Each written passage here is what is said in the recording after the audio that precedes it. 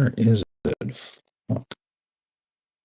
Yeah, I'm realizing now that there's actually around about 10 of the 150 DMs that appear to be out of order. And that's not tragic, but finding out where they go may take a little bit of time. But I think I could probably get the Irish DMs ready to go for us to go through them. The only problem is I've spent so much time on creating headers to direct the conversation. And unfortunately, I'm not going to have those headers. So whereas the rest of this conversation has flowed pretty easily, that's because of the fact that I had it all pre-written out to some degree. I won't have those prompts anymore. So I don't know how fluid I'll be on that part, but I am checking. They all seem to be in order. Yeah, they are. Okay. Ernesto, if you can entertain people for like 3 minutes, I think I can get this to work. Okay. August, May 10th, May 10th, May 10th. Well, she also said I'm talky, so I'm trying to pay less attention as a result. All right. Crap. These are missing dates. This is frustrating.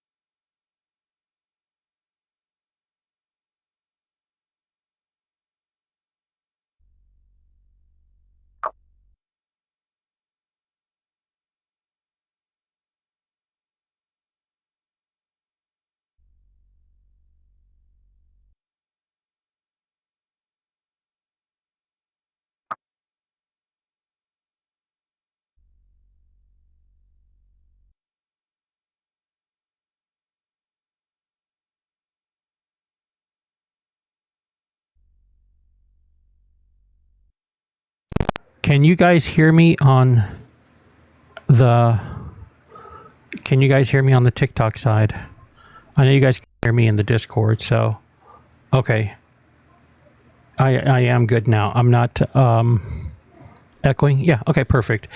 Yeah, so just wanted to give everyone a heads up that if you are jumping in now, there's no way we're not going to be able to recap. There is no TLDR for this. You're going to have to wait till that it is posted on YouTube. There will be,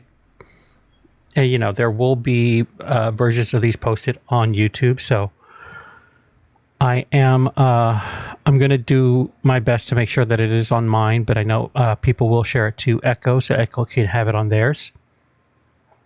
And it might be better for you that way, because that way you can just break it down into into parts as opposed to listening to the whole thing. That's completely up to you. I mean, you can probably spend a whole day just listening to the conversations just to get it all. But that is up to you. But coming in here and saying, what did I miss? There's no way to recap that. There is no way to recap everything that Irish has already gone through. But you're more than welcome to stay listen in. Everyone, of course, is entitled to their opinion. But if you get any pushback in the comments, it's probably because some people have been listening a lot longer. So if you bring up something that you don't agree with, or you just hear a portion of it and say, oh, well, I don't agree with that, or why is he talking about that? There's a reason. Everything that has been brought up there has been specific reasons why they were brought up, whether you agree or disagree with them, whether I agree or disagree with them. There are reasons that Irish chose to do. Now, I'm not saying you have to agree with him on that. And if you want to point it out to him, feel free to do that. You can message him on Discord, but understand that he has his methods into doing these things, and that's how he's choosing to do them. Whether they're right or wrong according to you or me is not relevant. So yelling it into the TikTok universe isn't going to help, especially considering he's not even looking at the comments on TikTok. He has no idea what you're saying. He has absolutely no idea what you're saying. So, yeah, I will say that to anyone who is taking issue with anything, you are able to join this server right now. And if you're passionate enough to be vocalizing basically discontent at what it is I'm doing, then surely you should be passionate enough to join this call and tell me what your issue is in person. how can they get the server link? Do that, yeah, I'll send a server link. And if you can't do that, then I would probably suggest your issue is probably not that important and you're just overly entitled, and you should just take a step back and realize the world doesn't revolve around you, because if it's not a big enough deal to come in here to talk to me about it, then it's probably not a big deal. Wait, when you say I'll send the server link, are you're saying to message you directly and then you'll send it to them, or what? I'll send it to you in just a couple of minutes because I'm just uploading images right now. And once I get that done, I can send you the link. You can. Is there a mod? Is there one of my mods that will take that because hashtag no DMs? Well, I mean, you could. I'm just going to post it so people can see it. Oh, then And you just need to project it on your screen, and you should be fine. All right, yeah. So there you guys go. Those who want to join the Discord call, and there will be a point in time where likely Irish will be able to bring you up if you have any. I mean, if any actual grievances, whether it's on something they brought up, whether it's on just your support for Kenzie. We can, yeah, you guys can talk to him about it. I know what's not going to happen is that none of you disgusting losers who have been using the talking point that I engaged in revenge corn in order to make yourself feel better than me, while I was able to ignore all of that because I was trying not to contribute to harmful narratives. I guarantee you cowardly ass little pricks will not come in here and apologize for trying to victimize me when I was being victimized, because you guys don't actually care about victims. What you care about is the ability to weaponize victims in order to hurt and hate on people you don't like. And that makes you weird. That makes you a really weird, bad person. But if anyone wants to come in and apologize for that, I would make lots of time for that, because I think you all owe me an apology, but trust me, I know enough to know I'm not expecting one. All right, almost got all these Irish ones uploaded. What's the perfectionist in me is being driven insane right now because these Irish screenshots, I will be able to go through them, even though they're going to be missing sort of like the title cards that give me direction as to what's going on. My issue is that there's 7 slides that are out of order. And that means I will not be able to figure out how to put them in order. And that's so frustrating to me. Because otherwise, I don't know, I'm just a damn perfectionist. It's just going to drive me nuts. But I will live with that. And we will just have to realize we're going to be 7 screenshots short of perfection. And I will have to let my ADHD realize that that does not matter. All right, last 7 and I'm ready to go again. Oh, so you heard him. If you wanted to come in and either speak with him about all the many times that you were talking about Revenge Corn, and if you missed all of that, again, that's on you.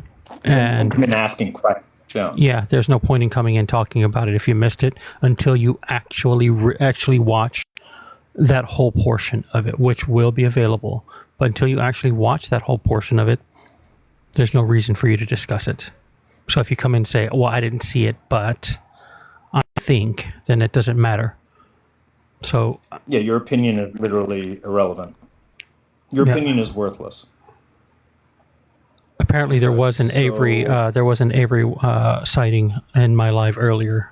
So I would play all the receipts I have on Avery, but they usually get us banned. But what I will do is let Avery know that I have an entire channel set up that I've just never bothered making public. But you know what? Let's get my haters a little fidgety. Let's make that public temporarily. Why not? Let me do that right now. And in the meantime, there you go. That's the server link. all right. If you guys can see. And Avery, you're more than welcome to join. You groomer, feel free to tell me why it is you feel victimized by me calling you out for grooming and for talking to minors and encouraging minors to engage in age play. If you'd like to explain why that was problematic of me, I'm open to the conversation. I'd be really curious how you would defend it, but I'm sure you will figure out a way, because you narcissists always figure out a way. All right. Oh, gosh. I have a few channels on you, Avery. Okay. Which one do I want to... So that would be the server. That would be the server link. You guys can see there. You can copy it. Unfortunately, you cannot copy the text from my. I can't just take it and copy it. But you guys just write it down, and it has to be exactly the way it's written there. So if it's a capital letter, you have to make a capital, lowercase, all of that. So if you wanted to join the Discord and watch it from the stage, you're more than welcome to do so. You're more than welcome to go ahead and do so and watch it from the stage. I am good to go. Thank you, RBG. And in the meantime, I'm going to flip back to this. But before I do, I just think people, like, this is going to start giving narcissists, I fully understand. But I think people need to respect who I am and what I can do. And that to the extent you have felt abused by me as a person, I'm usually operating at a 2. And it's just like, it's like I'm easily distracted. And there's so many abusers, I've moved on to the next one. But Avery, what always happens is anytime people think I'm weak, and they think that finally Irish is going to be taken down, all of you disgusting people come out of the woodwork and you all start coalescing around one another in some sort of hive mentality, thinking that if one of you can't take me down, a horde of bad people will be better equipped to do so. You haven't been able to do it in 3 years. You're not going to be able to do it in the future. And honestly, I've got nothing but free time now. So Avery, in case you're thinking that I don't have everything ready to go, let me do this. Avery.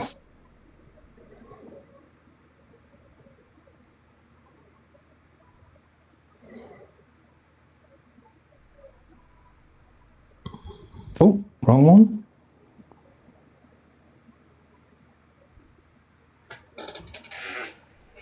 Did this? Nope. All right, well, I'll have to get back to it at another point. Oh, you know what? Hang on. I just realized what I have to do, I think. Avery, I'll show you in a few minutes. I have an entire channel set up on you with all of the receipts on you that I will very happily turn public immediately. if you want to keep trying me, because I've got plenty of people who are happy to call out someone like yourself. What I'll do is, I think if I make it temporarily totally open, which I think I can do. Let me see if I can do that. Give me just 1 second. Add role. And let me make it every. Guys, I just typed it in and it does come up if you do it from a browser. Just a heads up. So if you do it from a browser, it should come up, but you have to make sure that you type it in properly. Okay. So I'll pin it again so you guys can see. Message history. Boom. All right, that should have fixed the problem, I think.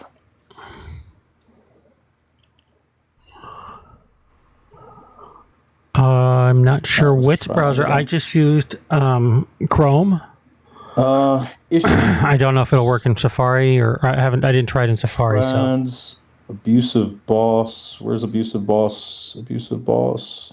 No, not if you want to watch it through from the server. You're more than welcome to do that. Just in case this live gets taken down again, you can watch it from there. Come on, buddy. Oh, boom! Look at that. So that's the one, the Oasis, correct? I just haven't bothered giving these receipts out to recreate that Avery page that was up. So maybe it was, and maybe it doesn't work on Safari. This is Avery Vaughn. Avery is a disabled military veteran who identifies as trans and purports to have autism and dissociative identity disorder. While Avery also claims to be asexual, Avery has a nasty habit of going on to lives, showing herself only... Let's not get banned, shall we? Oh, and look at this, Avery. Your favorite video, Avery. The video that took you down, Avery. I know where your secrets hide.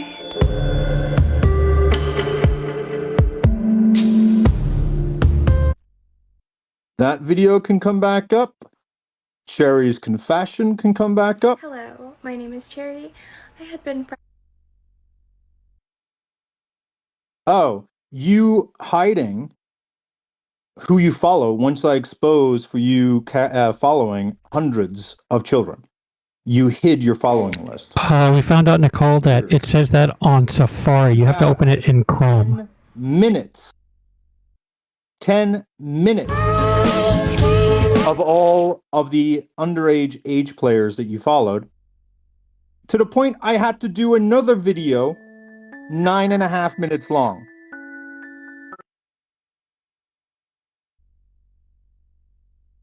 And then this was you engaging with a 14-year-old even after I called you out.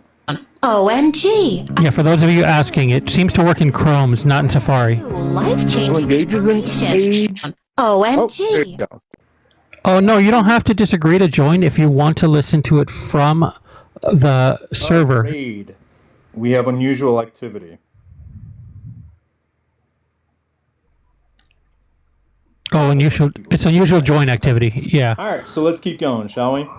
So, Avery, if anyone would like to volunteer to create a page on Avery in order to call out Avery. Avery was brought up just because Avery and I will happily equip you with all of had these. joined And someone in my absence can continue. my live earlier, and I banned her. I don't allow no safe haven whatsoever. PDF files on my channel. Crazy person. To the degree that the judge decided to take your children away from you, Avery. That's how dangerous you are. But, keep flexing. So going back to this point, Kenzie insisted she had no idea whatsoever about the fact that Sarah's boss had been traumatizing her and abusing her. Kenzie said she was never informed of that information. And as a reminder, Kenzie made bets with Sarah in order to have Sarah pay her money if she was not able to get off the phone from her abusive boss. This is on May 10th. Kenzie and Sarah are talking on the phone. I have the phone records if you guys don't believe me. Kenzie is sharing John's DMs where he is drunk and calling and messaging her and she's weirded out by the fact that he's doing this. Elodie, link it in Chrome. It doesn't work in Safari. You are being told about this while on the phone. They then call. John calls because you're on the call with Kenzie. Kenzie and Sarah are on the call. John calls Sarah. Sarah says, I have to talk to him. Then double check Kenzie it. You wrote Sarah it. is taking You tapped it in properly. Kenzie, and says, if you don't call me back in 5 minutes, you owe me $50. So what ends up happening is Sarah gets trapped into a phone call with her abusive boss, and Kenzie brags, $50 richer. I totally called it, not even a text back. I'll send you my Cash App. And at the time, Sarah thought it was a joke, but it's not a joke. Sarah ignored it, and Sarah specifically said, sorry, John was having a meltdown, and I decided I don't want to be with him literally ever. So it worked out, and I listened to you. Also have so much to tell you about last night. It was genuinely the worst night. He is effing insane, and I need to hear more about you dumping beer on people. Oh, Kenzie, is that a reference to you dumping beer on Mike? Oh, look, we have a specific reference to Sarah noting in her DMs about you bragging about dumping beer on your ex-husband. You abuser. Kenzie laughs, LOL. Sarah says, Kenzie, he was effing insane. He told me if we were together, he'd get me a phone, and I wouldn't be able to talk to anyone but him. And I was like, what are we doing here, bro? Sarah says, no, so bad. He was like genuinely scaring me. I cried myself to sleep. And after Sarah said all of that, Kenzie says at the bottom, I'll send you my Cash App. Says it again, no empathy. Sarah then says, Kenzie, I'm poor. Kenzie then says, you made the deal, hooker. Sarah says, I'll send you 25. Kenzie complains about getting a free $25. Oh, it hit it. Happy birthday, Sarah. Happy birthday. Shut up, idiot. And so then Kenzie says, bruh, and then Sarah says it was a traumatizing night. On May 27th, Sarah sends updates about her abusive boss, John, to Kenzie. And look at that. I would totally take his ass to HR. That's weird, Kenzie. You said you didn't know anything about the abuse. May 29th. They fired John. That's because Sarah tells Kenzie that they fired John.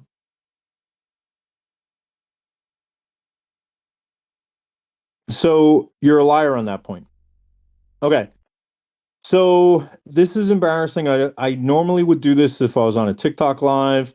This is embarrassing to do it on a Discord live, but I'll do it knowing that this will be recorded. Happy birthday to you. Happy birthday to you. Happy birthday, dear Sarah. Happy birthday to you. And many more. That's the best you're going to get. I'm not a very good singer. All right. Let's move on to the next topic. We have now talked about Sarah's abusive boss. Kenzie sends nudes. All right. This is a pretty quick one. On May 11th, Kenzie basks again in the glow of ChatGPT, but she's talking here about Ray, and she's saying Ray hasn't replied. I think he's at work. You aren't exactly Miss Optimum text turnaround time. And look at what Kenzie says at the bottom. You, Sarah, have received more nudes than he has lately. And Kenzie's referring to nudes that Kenzie had sent to Sarah. And if you want evidence of those nudes, Kenzie, this is the only screenshot that was sent to me because, unlike you, I do care about consent, you weirdo. But what I did ask Sarah to do was meticulously go through the images that you sent, and I asked her to characterize them, categorize them. Apologies. And I asked her to show the date so that you could go in your records and know that she's not lying. But you got on a call with Sarah, and if you guys should really remember this date, May 25th, because it's on this date that Kenzie has been pressuring Sarah to DM me to shut me down from doing a live. While Kenzie is pressuring Sarah to isolate me and to write nasty DMs to me, while Kenzie also is holding certain videos about the Harry Sisson video list over Sarah's head, Kenzie starts sending Sarah unprompted photos of herself. And at first it starts off with just like private type photos, like wedding photos or stuff like that. But then it turns into you sending sexy photos, which are photos that you would not, what I characterized to Sarah was photos that you would not share with your family, but not explicit graphic nudes.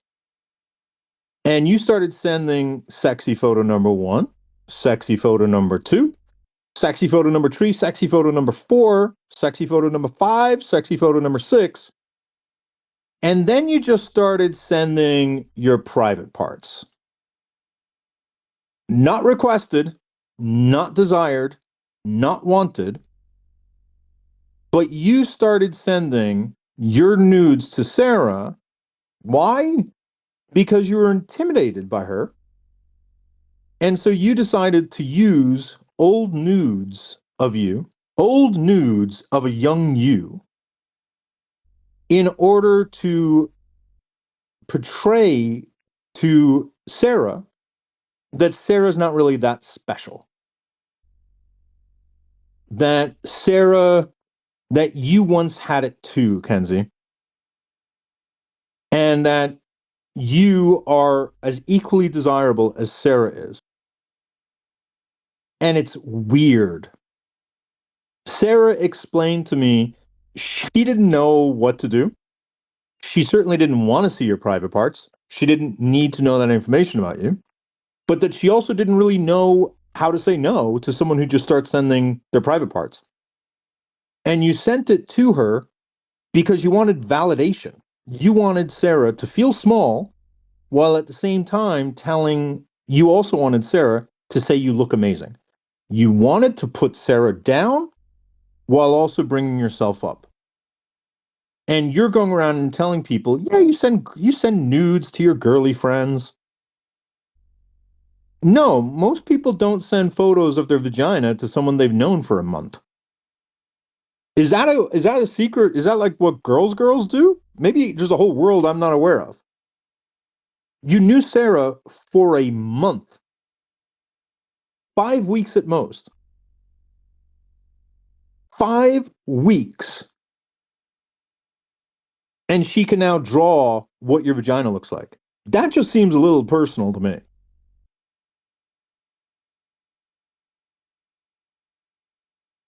And you didn't think for a moment that it would be awkward for her. You didn't think for a moment about the power dynamic at all. It's just weird. It's weird, disgusting behavior.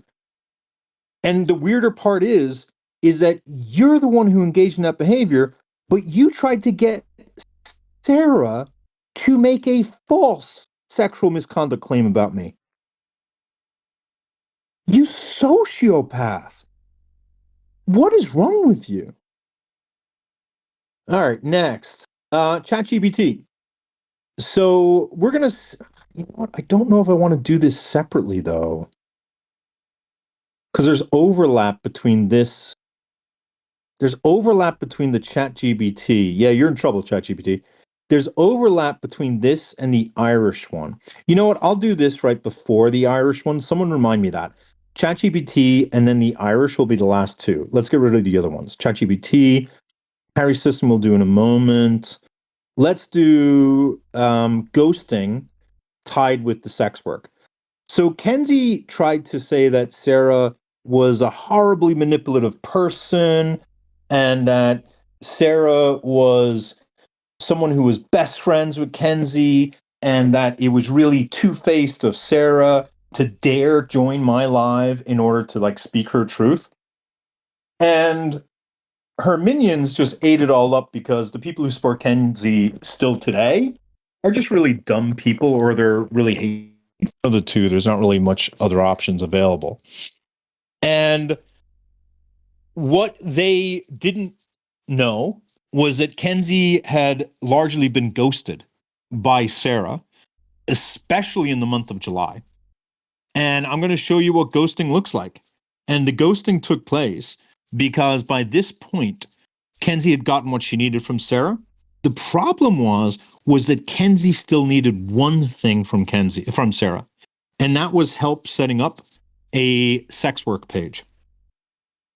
But let's see how much the ghosting is. June 12th to July 3rd. June 12th to July 3rd, almost a month, right?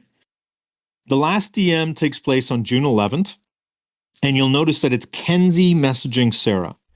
And then the next day, June 12th, Kenzie reached out and says, "Are you free this afternoon? Want to get my shiz up to be operational." That's Kenzie asking Sarah for help with her sex work. Kenzie is not responded to. 2 weeks go by. 2 weeks go by. You're now June 24th. And Sarah must have had a reel on Instagram. And Kenzie says, "I got your reel," on June 24th. On June 27th, Kenzie's sending stuff like this. "I'ma go grab a coffee, then are you free? You ghosting hoe. Come back." And then you start sending memes because you feel ghosted. 30 minutes had gone by. 30 minutes. Then between July 6th, because Sarah connects with you between July 3rd and July 6th in order to help you with your sex work stuff, but it was not completed. On July 6th, you tell Sarah, "I resubmitted my app on OF. I got my loyal fans down," and then brags about the fact that loyal fans is approved. This is now July 6th. And then Kenzie starts sending photos of her, I don't know what it is. "We gonna do this?" And then on July 7th, Sarah didn't respond to those DMs. And Sarah turns around and Kenzie says to Sarah, "How dare you not affirm my cleaning achievements?" So I'm guessing this must be her house. So Kenzie's sending photographs of her clean house. And she's expecting Sarah to turn around and say, "Good job." How bad were your parents, Kenzie? How bad are your parents that you're thirsting for a woman who you only met 5 weeks ago to tell you did a good job cleaning your sofa? You weirdo. And not only did you want it, you literally said to her, you followed up with her and said, "How dare you not affirm my cleaning achievements?" Sarah then says, "Your couch is cute." And then Kenzie says, "I actually want a new one." And then they ghost again. July 7th becomes July 11th. 4 days go by. Kenzie says she wants a new one. We're now on July 14th. Barely any conversation on July 14th. Now we're on July 15th. And Kenzie reaches out and starts doing weird stuff. And she's doing weird stuff in order to get her attention. A begins with apple. Apple begins with A. Cat begins with C. Elephants begin with E. Happiness begins with H. Psycho begins with Kenzie. I don't know what the hell that was meant to be. But Sarah was like saying, "You're weird and you scared me. This is weird." And Kenzie then says, "I got into a fight with my ex the other day and it like changed me." I knew he was a loser, but I realized he was a pathetic one, like the biggest loser. And then Kenzie says, wow, abandoned. Wow, Kenzie, it's almost like you keep getting ghosted and you're not getting the hint. Shocking, right? July 17th. Now we're on July 18th. And on July 18th, Kenzie's reaching out, showing the stuff that ChatGPT is saying. And at the bottom, you see Kenzie saying, remember that guy I told you about? He came in and saw me at work this morning. BITCH, what the F? Did you leave me to go take an effing shower? She's getting angry that Sarah has a life. That's what she's literally getting angry at. July 18th, she's literally getting angry. Did you leave me to go take an effing shower? One day goes by, July 19th. Kenzie reaches out and says, wowie, wowie. I don't know how to do that one. Kenzie then says, I'm seriously offended that you've ghosted me. Then says, and slightly worried that you're dead because I'm too fabulous to go. Guys, Alex isn't defending Kenzie. Alex is saying that she believes that Iris and Sarah are also part of the problem. She's entitled to that. Let's not get on anyone who disagrees with other people just because they do. July 20th. She has a right to have her opinion. Today, so if you're free to chat, let me know. And then Sarah doesn't respond. Why are you such a hoe? I apologize if I misgendered you. I'm not sure what your gender is. These what your pronouns are. Calls that she left. Just some of them. You a hoe.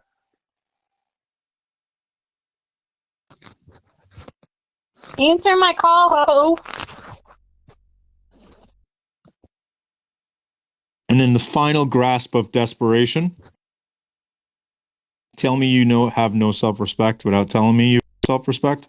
I am going to leave a message because I would like the record to reflect that I'm not like a needy bitch. Okay, like I like my alone time. I don't know what else like what qualifies me not being a needy bitch. Like I don't feel I'm demanding. But like he came and saw me on Friday, and it is She's talking about the man from work. I've been in my head the last 2 days, and you're like the only person I can talk to about it. And I'm going to pause this for a moment. Someone who she knows from work came into work and sat at a table next to Kenzie. This man is engaged.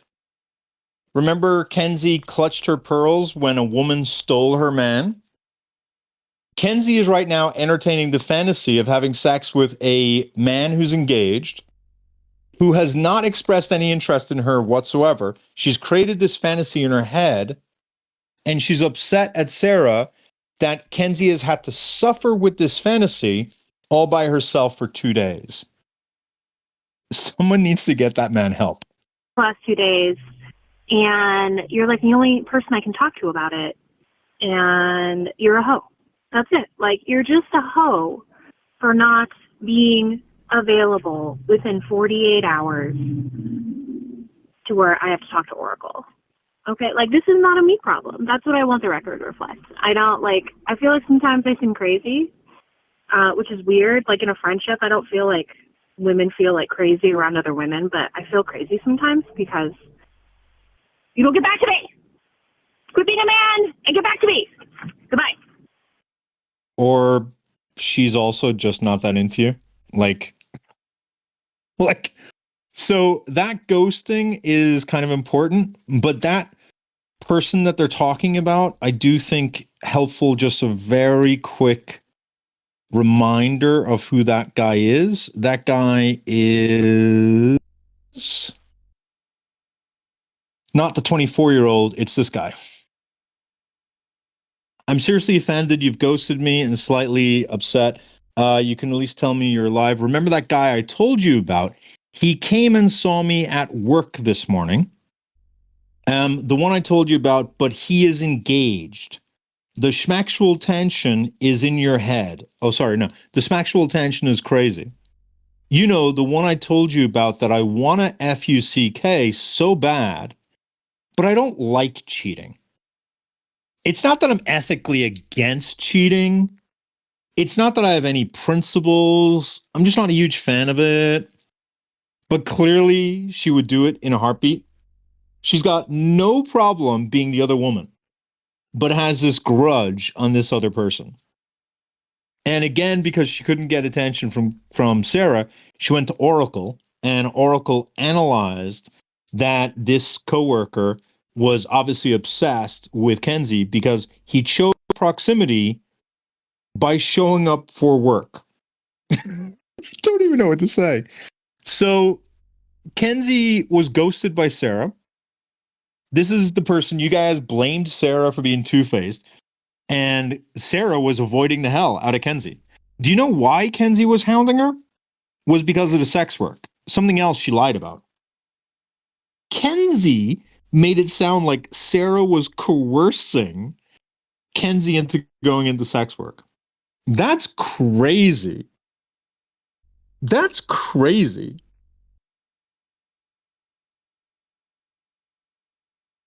It's crazy to me that Kenzie made it seem like she was a victim of Sarah pushing her to be a sex worker, when the receipts show the exact opposite. You sociopath. Your very first message to Sarah is you bragging about you making money from a man. But that money you were making, that was from Ray, right? On May 30th, tell me I'm wrong here. Kenzie, ain't that you messaging Sarah saying, I want to get my SHIT set up today? And then Sarah responds saying, make a Twitter, make a Reddit, make a Loyal Fans. Loyal Fans, you need to verify your ID. I'll send you the links. She does everything you asked for, right? I want to get this set up today. Sarah sends everything, and you don't even thank her. That's crazy. She sends you all this stuff to get you started. You don't even thank her, and instead you curse at her. Then you flip to say the craziest thing is happening, and you started to say that you had already gotten a customer, and you're saying you already had a customer because you were trying to again show Sarah that you're desirable. You were trying to communicate desirability, which you do not have. And the fact that you would brag about having one of these guys, I don't know, it's just weird. But once Sarah is not really responding to you, once she's not giving you the validation you're looking for, within 5 hours, you're messaging her saying, bro, and then you start saying, I have told myself you've died. Because that's the only possible option, right? It can't be that Sarah has a life on a Saturday, right? I've told myself that I've unalived, and then you said, this guy's been leaving me comments and replying to all my stories. June 2nd. This is weird. It almost looks like Sarah is sort of moving away from Kenzie. And I think this was in anticipation for Sarah going on a vacation. And this is Kenzie reaching out to Sarah saying, LOL, can you just help me with my Findom life? Get started, and then you can block me after. That really sounds like Kenzie's the one bothering Sarah. Oh my God, are you alive? When Sarah doesn't respond. And then you go back to saying, can you get me set up on my sex work arc before you go? Again, pushing her. On June 4th, you say you've got your first pay pig. And then you state again, I would like to get some DICK this year, not going to lie. I'm being so for real right now. Are there women out there who are having problem getting DICK? I did not know this was a phenomenon. And I'm not, if I'm being misogynistic with that, I'm genuinely apologetic. I did not know that people had to schedule these things 2 years in advance. I did not know that people put this, had to plan schedules around it, orientate holidays around it. I didn't know it was that hard. I feel like I don't know. I feel like I could go out there and get some DICK right now, for God's sake. How are you having such a hard time? So here she is talking about how this man purchased her perfume. And then she tries to show off to Sarah by showing that the man purchased her perfume. But as I said, Kenzie is an idiot and she used the wrong receipt template. She went online and she Googled throne receipt, and she didn't realize that she had found a receipt for what you get when you purchase an item. She thought she had found the receipt for what happens when you receive a free item. And so what she really showed Sarah was a receipt for her purchasing her own perfume, meaning she's so thirsty for people's validations that she lied about a man buying her perfume and then sent it to Sarah so Sarah would respect her. That's so weird. That's so weird. And then she starts sharing her, by the way, I don't think, and Kenzie, you're more than welcome to prove me wrong, but I'm pretty confident I'm not wrong. I don't think I saw a single time when Sarah was talking to you in text about any of her clients or any of her sexual interests or any of her sexual conquests. And it kind of goes to that old adage. If you've got a big dick, you don't have to go around talking about having a big dick.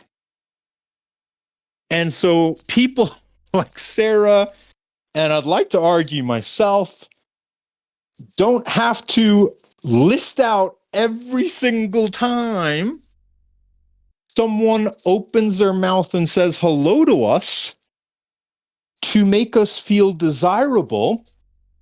We don't need to communicate to the world every single time a person gives us an ounce of attention. You weirdo. You absolute weirdo for that. But you do, because you don't get it, apparently. But you want it. July 12th. Remember, there's been a lot of ghosting going on at this point. Oh, look at that. That's Kenzie reaching out to Sarah. Are you free this afternoon? I want to get my shiz set up to be operational. June 27th. Again, upset that she's ghosting. And then Sarah responds by saying, I finally have time. Kenzie says I could do Thursday or Friday. Sarah responds. Kenzie then says, I've set up email, Trone, Reddit, Cash App. And then said, I did what you told me to do, Drill Sergeant, acting as though Sarah's the one commanding her when it's obviously the opposite. And then on July 4th, just woke up to get in the car. You're not seeing Sarah asking for any update, but Kenzie decides to share an update on her OnlyFans and her new moniker slash PFP, which is the Princess Divorcee, which we are now going to rebrand as the Pick Me Princess. Should it be called the Pick Me Princess or the Probably Won't Get Picked Princess? Because Pick Me doesn't mean you actually get picked, right? Because then we would call her the Unpickable Pick Me Princess. So Pick Me means that you desperately want to get picked. It doesn't communicate that you will get picked, right? Because I don't want to be accused of stating things that are inaccurate. I like to be very precise with what I'm saying. All right, moving on. Sex work, ghosting. We got through those issues. I think that was only 10 minutes each. What other discrete issue? Jaden, Harry Sisson. I think we're almost at those. Let me see. Abusive boss, R7, pick me princess, sends nudes, sex work ghosting. Jaden, yes, we want to go through. Harry. Okay, great. Jaden.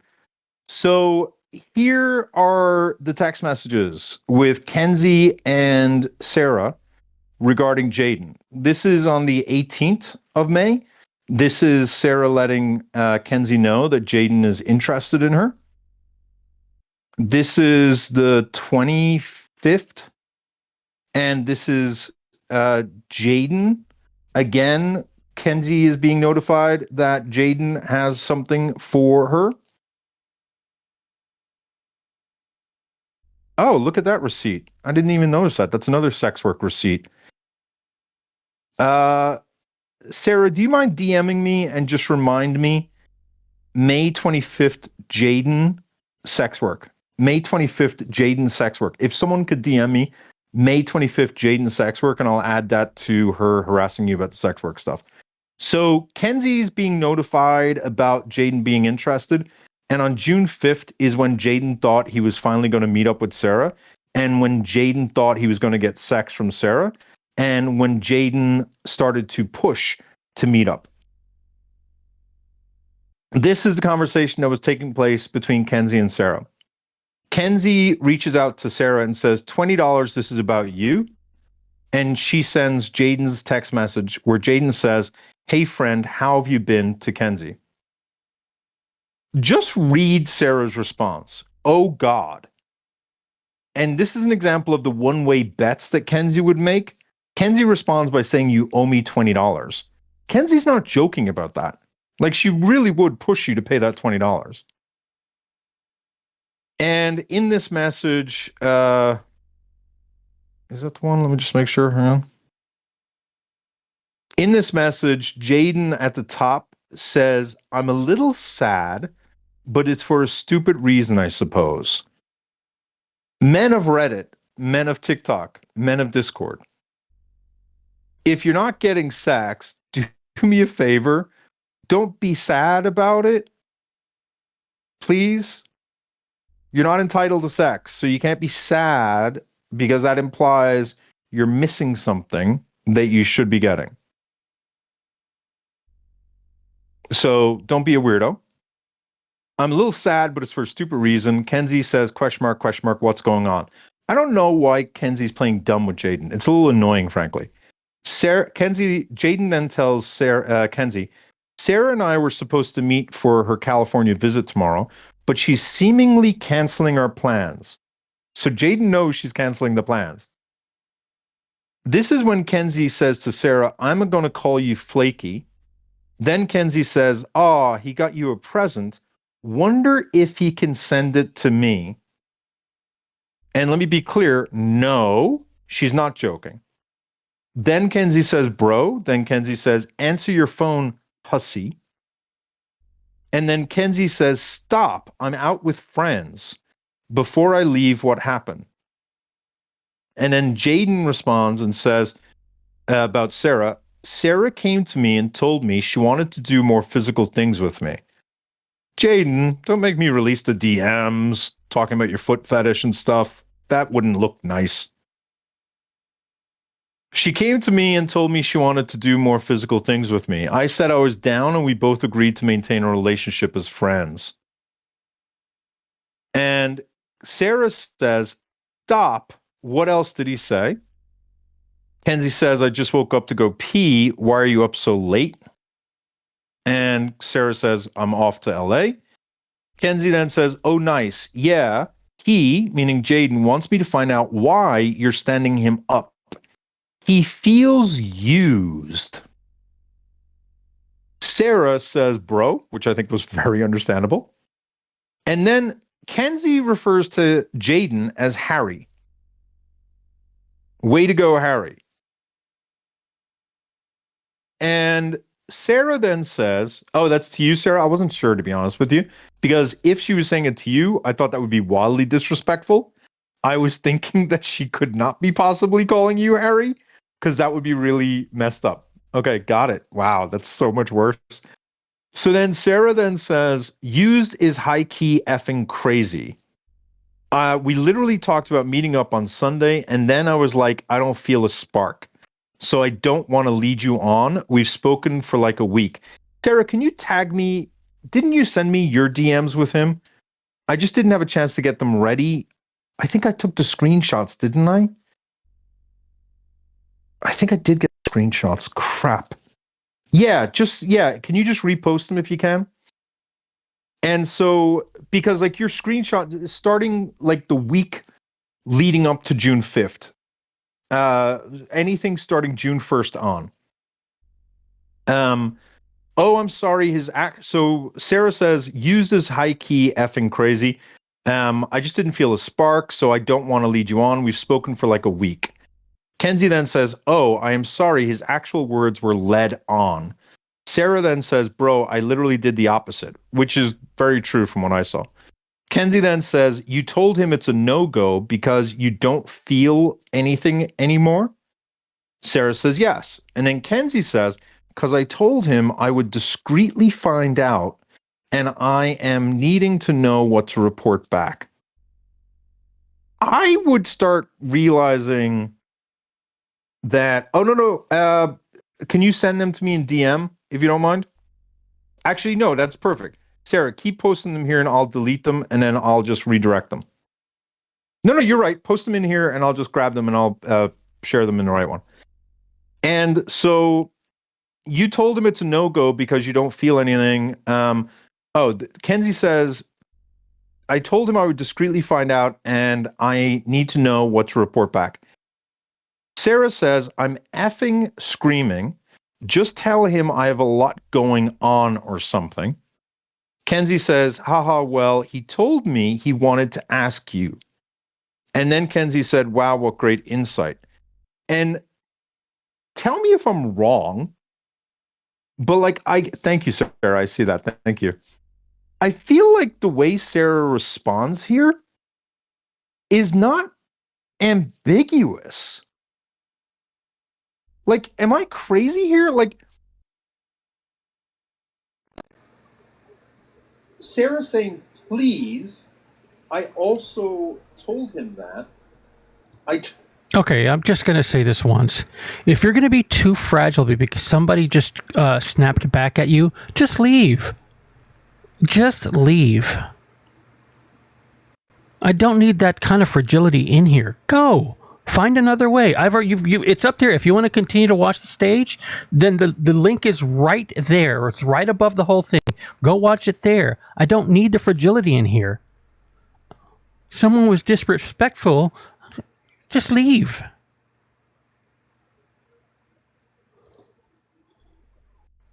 It may be helpful for me to stop and just show these two text messages first so people have context. This is 2 days prior to this whole interaction. Jaden reaches out to Sarah and says, my love. Don't call people love if you've only talked to them for a week. It's weird. My love, I have something for you. Wait, hang on. I'm going to have fun with this one. My love, I don't know why I think nerd, but my love, I have something for you. It just arrived. I can't wait to give it to you. Don't know why. Feet people, man. Feet people creep me out. Hey, Miss Sarah. I hope everything is shaping up nicely on your rear end. Wink, wink.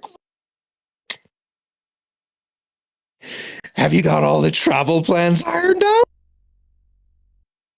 Now, if you're a man, just as a heads up, if you have reached out and you have told a woman, I have something for you in the afternoon, bro, and she doesn't get back to you within 24 hours, that's a huge red flag. She's not interested in you. If you're telling a woman you're giving her something and she doesn't respond to you within 24 hours, huge red flag. She's no longer interested.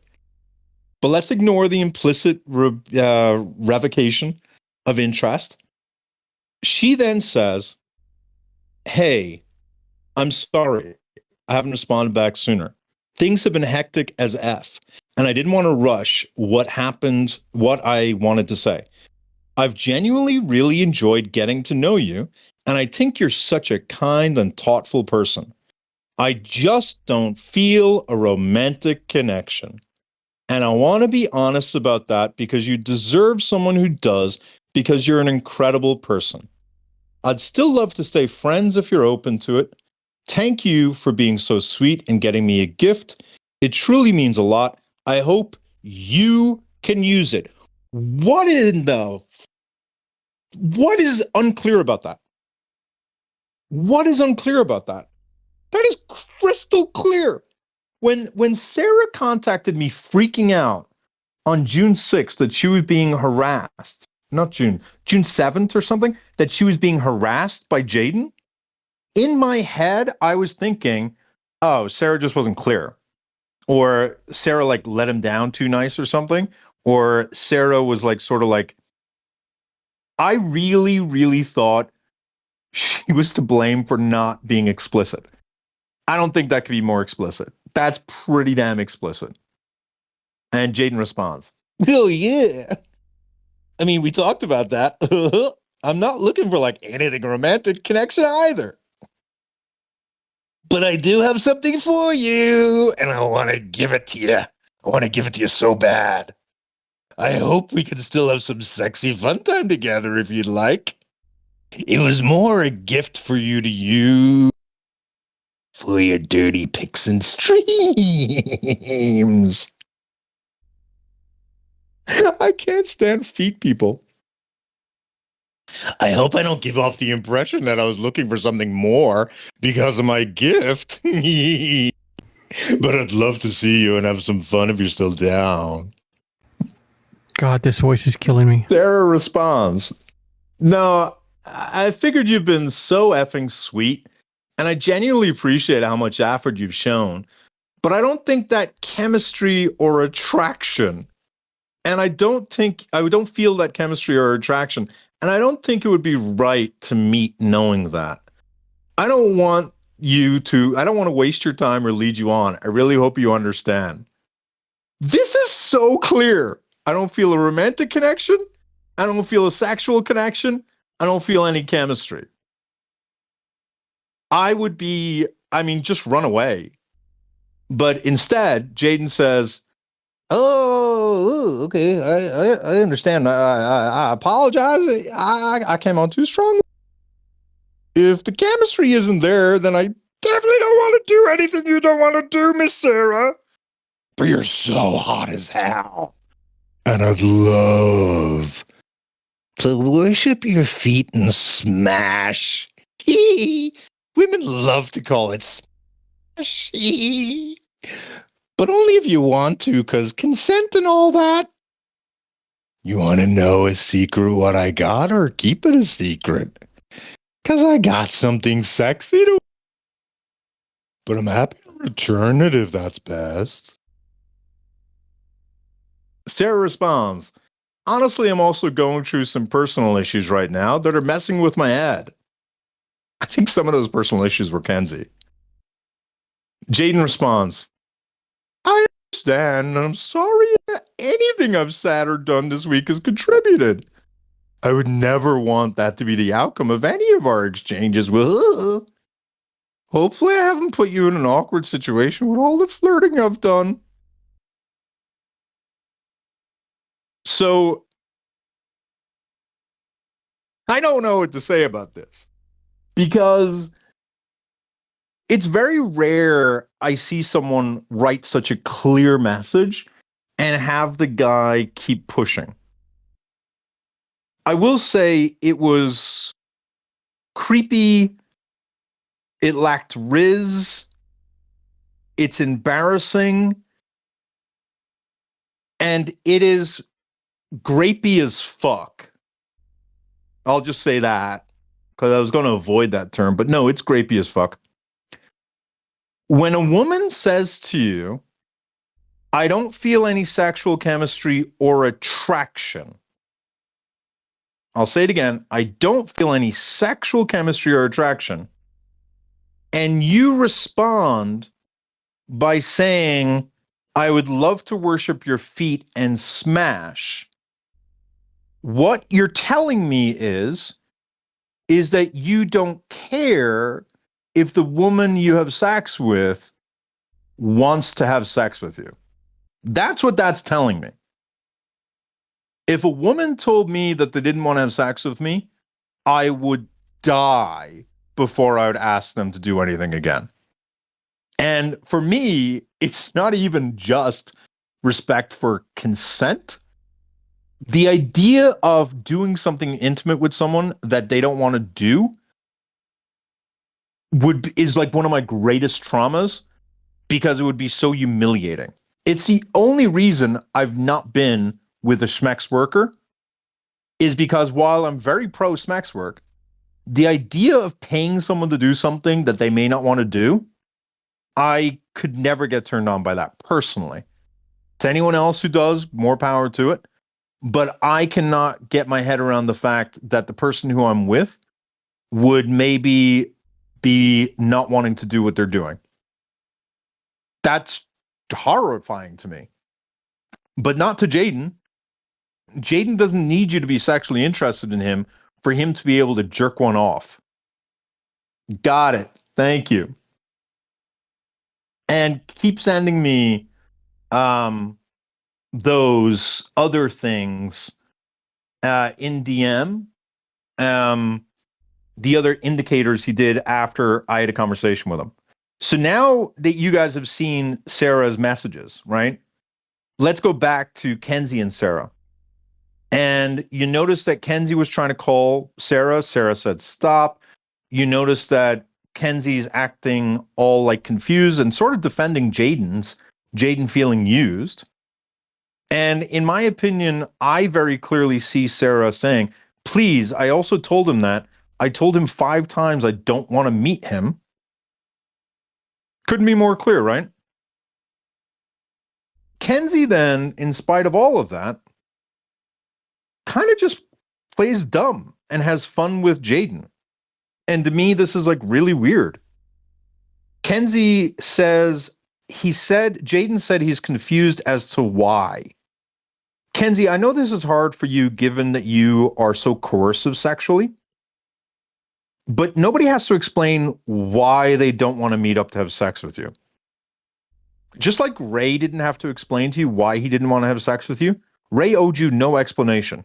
He said no, and you berated that man for simply rejecting you.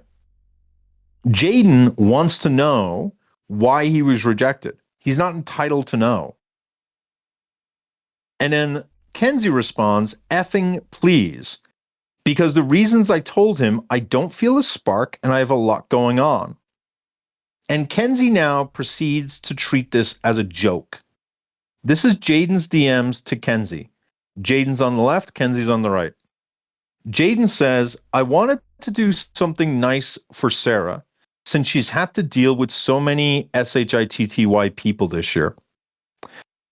Kenzie says, is this really a gift from a friend? I don't see you getting me a gift like that. That's Kenzie centering herself. That's not a joke. That's literally Kenzie jealous that Sarah is being sexually harassed by a man, but that man's willing to give Sarah gifts. Jaden then says, well, things were planning on getting rather intimate between us, so I thought I'd show her that she's more than just a piece of ass. I wanted to give her a souvenir.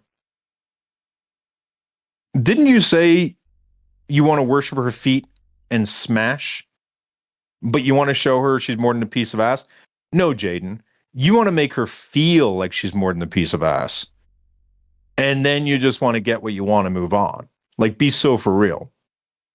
Jaden then says, I thought I'd tap into something that she liked and needed. No, you thought you'd tap her. Kenzie then responds and says, are you looking for my support, opinion, or my ear to hear you vent?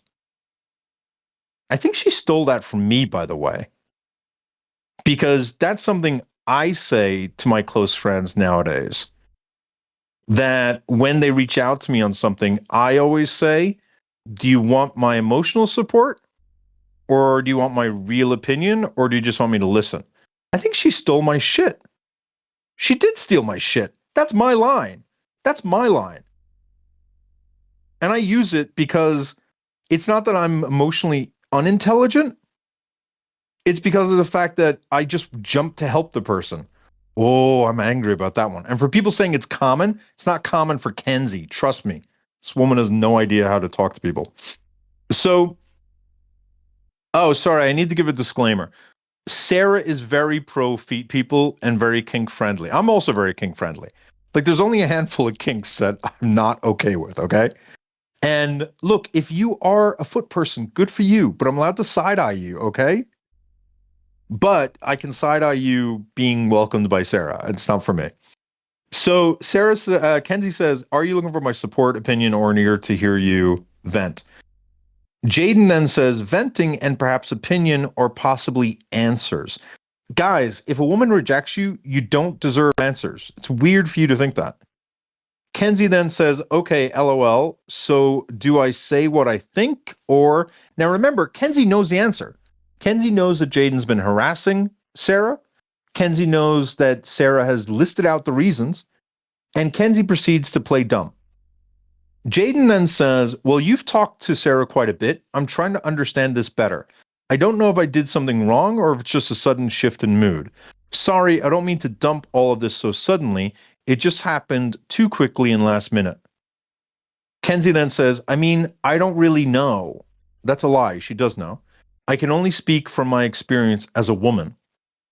If she doesn't want to meet up, my guess would be she's not romantically interested and that she's avoiding you. See, I would not have used the word avoiding you because that's going to get him defensive. Jaden then says, but we said that we weren't meeting for romantic relationship purposes, just to meet as friends and maybe more. Remember, Jaden's the man who said after she said, I'm not interested, let's smash. Kenzie then again plays dumb. Right, again, just as a girl, being a girl myself, if she thinks you want more, have expectations, and she doesn't want that, she just bails. Jaden says, I told her that I didn't several times. Kenzie says, but you told me you did. And am I not reading your messages right? Jaden says, that's correct. I don't get why she might think I'd want more, though, when we clarified. Because, Jaden, you said you wanted to worship her feet and smash.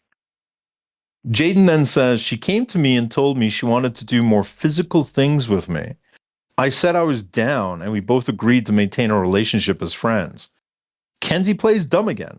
Well, I don't know then. Jaden says, me either. Me neither. Jaden then says, she was saying, Jaden now makes clear he knows why. It's just like Kenzie, he didn't like the answer he got.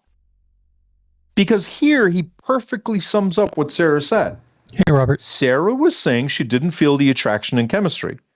But she did the other day when we had a 3-hour phone call. I don't get it.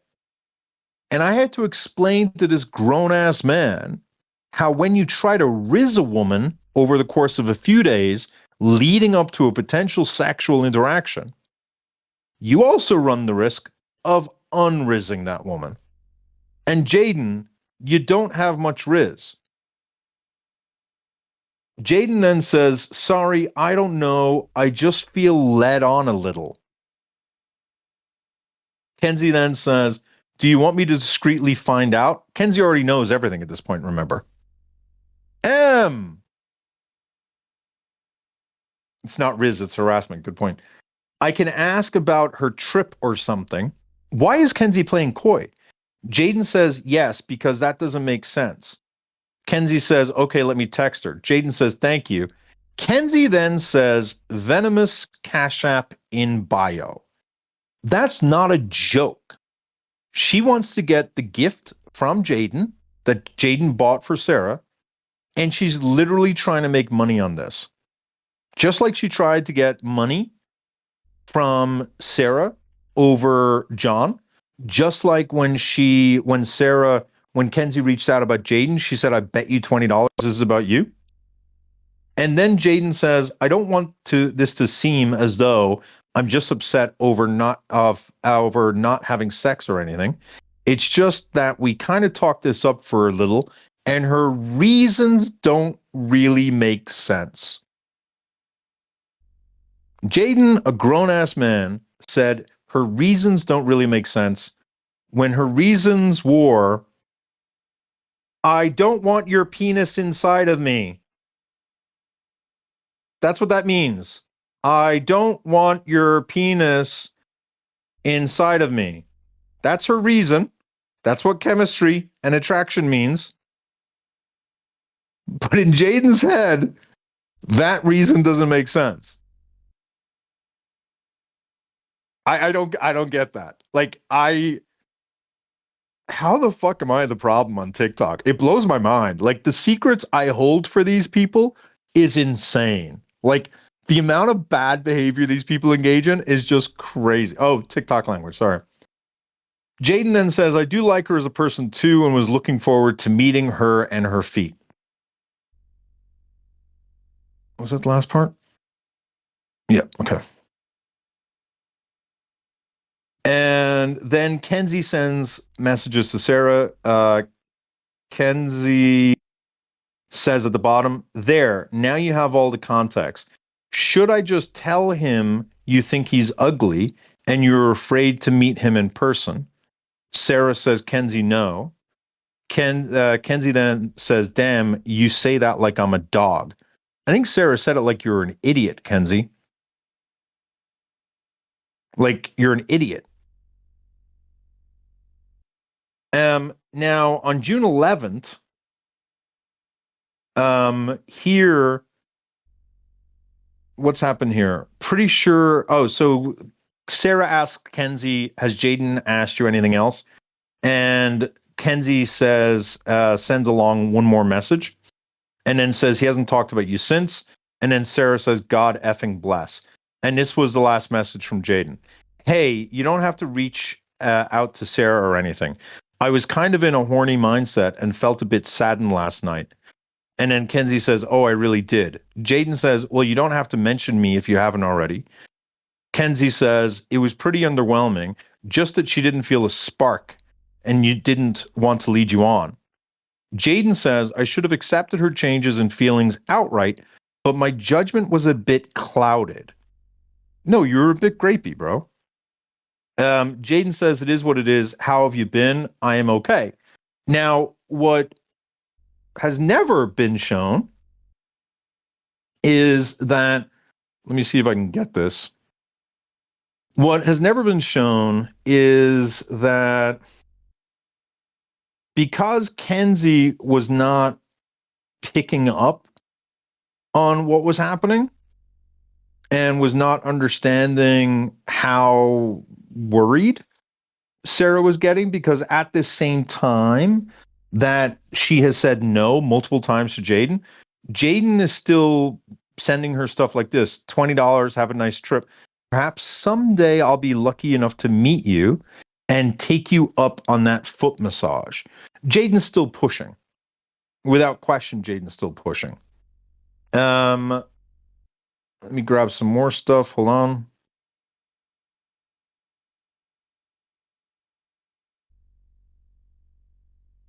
Where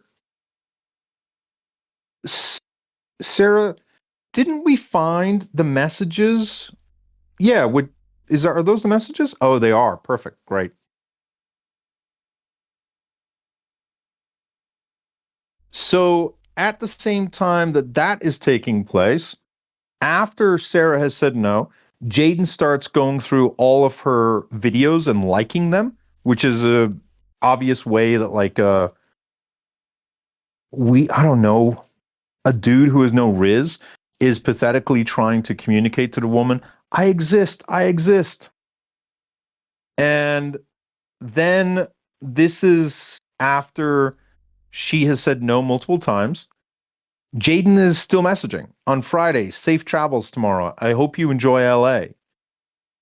12 hours later. Hey, hope you're having fun so far. Did you still want to meet up as friends by chance, or would you prefer some space? Now 10 days go by, And he reaches out and says, "Do you have a moment? Not sure if you'll see this, but I owe you an apology. I acted out of insecurity and lapsed judgment, blah, blah, blah, blah, blah." During that weekend, however, Jaden found Sarah's friend that Sarah was going to be staying with. I want you to really think about this. Jaden identified the woman that Sarah would be staying with when she went to visit Jaden's city, contacted that woman, and said to that woman, "Hey, do you know anyone who's a size 6? Sorry, size 8. The woman turns around and says, "I'm a size 7. And then Jaden sends this saying, "Don't slow Daisy, but we were supposed to meet up. So I bought these size 8. And at that point, Jaden then explains that he prefers not to have to return items that he purchases because it's too much work, and that he prefers to drive 60 to 90 minutes to this random woman's house to give her the gift. Which we all know what that is. Like, we all know what that is, right? Like, let's be so effing for real, right? That is him trying to get proximity to Sarah so that he could then have another chance to. So guys, it's clear that Nicole isn't going to be friends with anybody here because, one, they don't want to be friends with anybody, and nobody here from Irish's community wants to be friends with them. We get it. Let's just move past that. If Nicole wants to be here to listen to this, they're every right to. So how about we just move past this? If you guys want to have it on a different conversation, a different live, feel free to take it over there. Here, it's just clogging the comments here.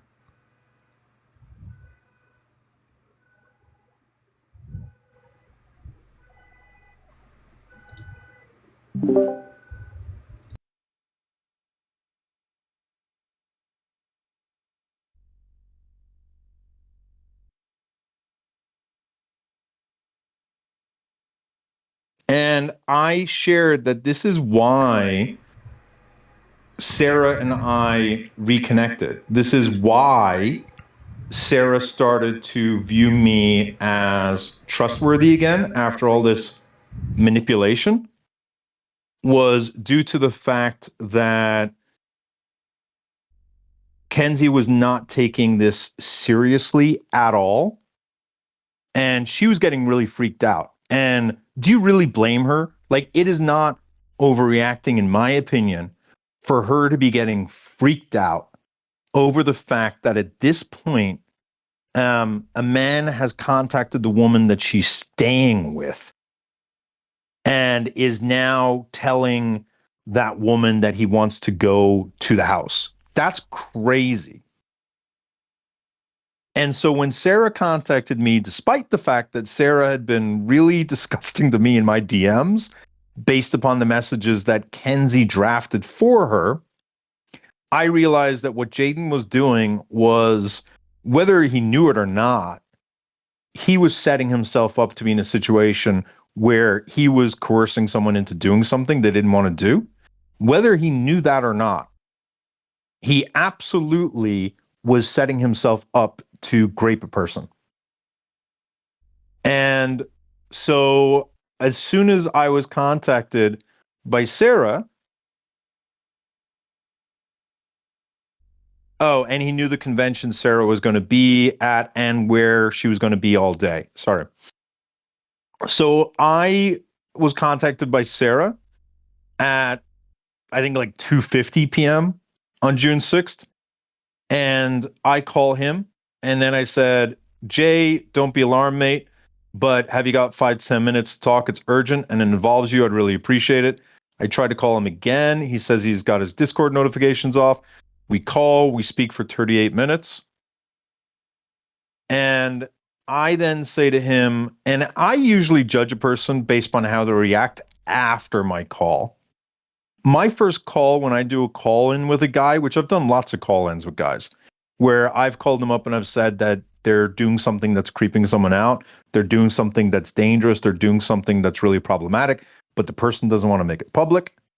And when I do that call in, I am as gentle as fuck because I have to earn their trust, right?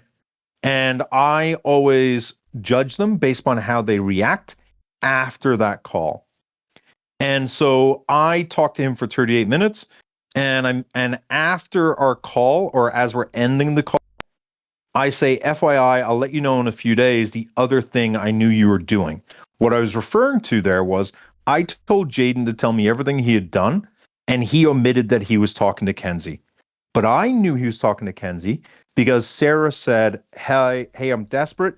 Kenzie won't help me, which made me realize that Kenzie was talking to Jaden. And when Jaden didn't confess to me that he was also having Kenzie try to coerce Sarah, that's where I told him that I'll tell him in a few days what the other thing I knew. And then I kind of do this thing where I like to try to fuck with the person a bit because they'll often tell on themselves. And in this case, I knew that there was more. And so I told him that I have a riddle for him. What do you do in bed? And to be explained next week. And the answer was really simple: lie. Because I was going to talk to him about how he had lied to me about Kenzie's involvement. But I also did that because it fucks with a person and they tend to over tell on themselves. Jaden then says, thank you for taking the time to talk. It may not seem like it, but I do genuinely appreciate you calling me and addressing this. I then, in response to my riddle, Jaden says this. This is going to be on my mind the rest of the week. Is there a certain thing you're waiting on that would clear you to talk further on this? You mentioned security reasons. I say, I really appreciate you respecting that I'm trying to help and nothing more. And I'll reach out in a few days, but I would really respect it if you could do some homework. And here's where I give Jaden an assignment, because when I have a call with these people, I want them to understand what they did wrong. And here I say specifically, please reread her messages in the past 1 to 5 days. I want you to identify when you think Sarah's mood changed, i.e., when she likely decided she wasn't as interested in you, meaning she gave you hints or signs. Because I was trying to teach him about implicit consent and implicit revocation of consent. I then said, identify when you think she gave you a clear signal that she didn't want to meet. And she did that a few times. And then I said, I want you to identify all the things you did after that point when she gave you the clear signal that put pressure on her to meet up, i.e., your follow-up texts, sending her $20, friending her friend, liking her videos, messaging her friend or friends, commenting on her videos, everything. I know that may seem condescending, but it means a lot to me. And I told him not to contact Sarah at all. And I said, I'm holding off on answering your question for safety reasons. Then Jaden says, not condescending at all. I've been looking through the messages during and since our call. The conversation sort of died out for a few days. So that's where I would say the mood began to shift. My initial, when you're not being responded to, she's not that into you. My initial thoughts were that she was busy in her travel plans and or cam work. Jaden then says, I was just a little bit concerned only because I haven't gotten the slightest idea. And I'd hate to think that I've done something even worse without knowledge of it. What do you mean? Did you rape someone by accident and you weren't aware of it? What are you talking about? To me, when I read that, I was like, oh, you just told on me. You just told me that you've got darker secrets that you're worried that I know about. That was glaring red flag. And I'm walking through these DMs just so you know my process. None of you guys would have learned any of this had Jaden did a good job. Had he passed all the tests, had he shown that he really understood what the issue was, none of this would have popped up. So I said, let's talk about this in a few days. I would really appreciate you take time to reflect on it. And then I was very clear on this point. Really consider the consequences. What would have happened today, Jaden, if your coercion was successful? What would you two be waking up to tomorrow, and how would both your lives change? And Jaden says, okay, I was legitimately concerned about the riddle thing. If you're at liberty to drop other clues, I'd be able to think about it further. If not, I totally understand. I say, I can't give you any other information. Jaden says, in relation to Sarah, Was there a question you asked that you felt wasn't fully answered? Jaden then says, I'd like to apologize to Sarah personally, but I'll hold off. But I'll hold off on doing so because I told him to. And then I said, yeah, hold off for now. The next few days are going to be very rough for her. Let's talk about it when we regroup.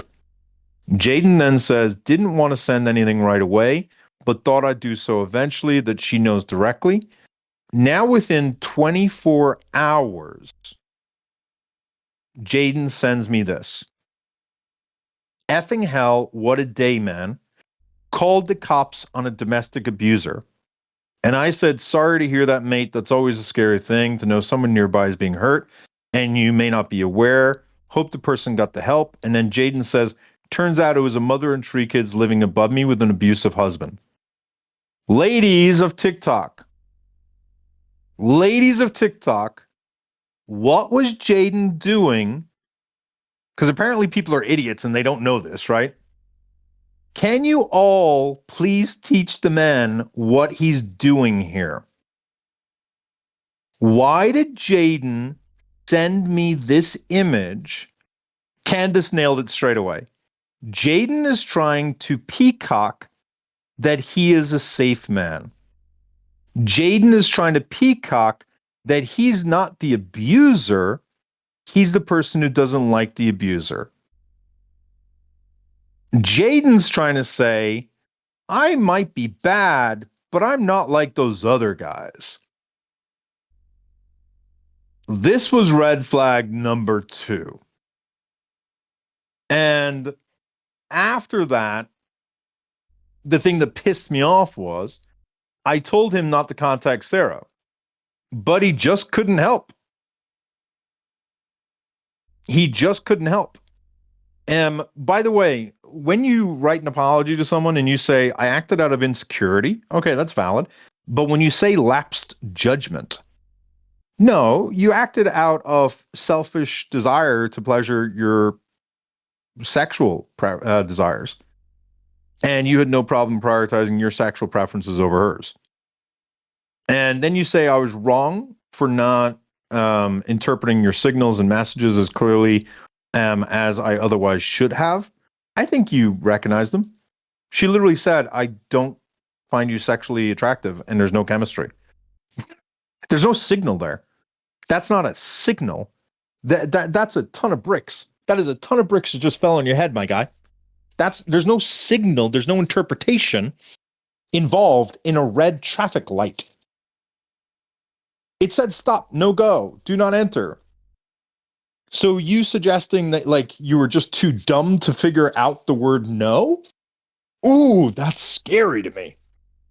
Because you're basically saying that the word no to you is a signal. It's a sign that should have been interpreted properly, but was not. I didn't like that. I didn't like when you said things that like your actions were short-sighted. No, your actions were rapey. And I use that term.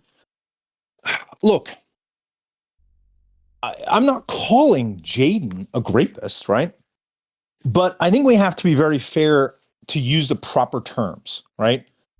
What he did was grapey and predatory. What he did was highly coercive.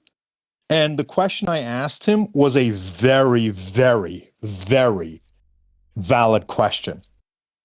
If Jaden had been successful in coercing Sarah into meeting up and having sex, I asked, who would they both be waking up to the next morning? And the answer would be a grapist and a grape victim.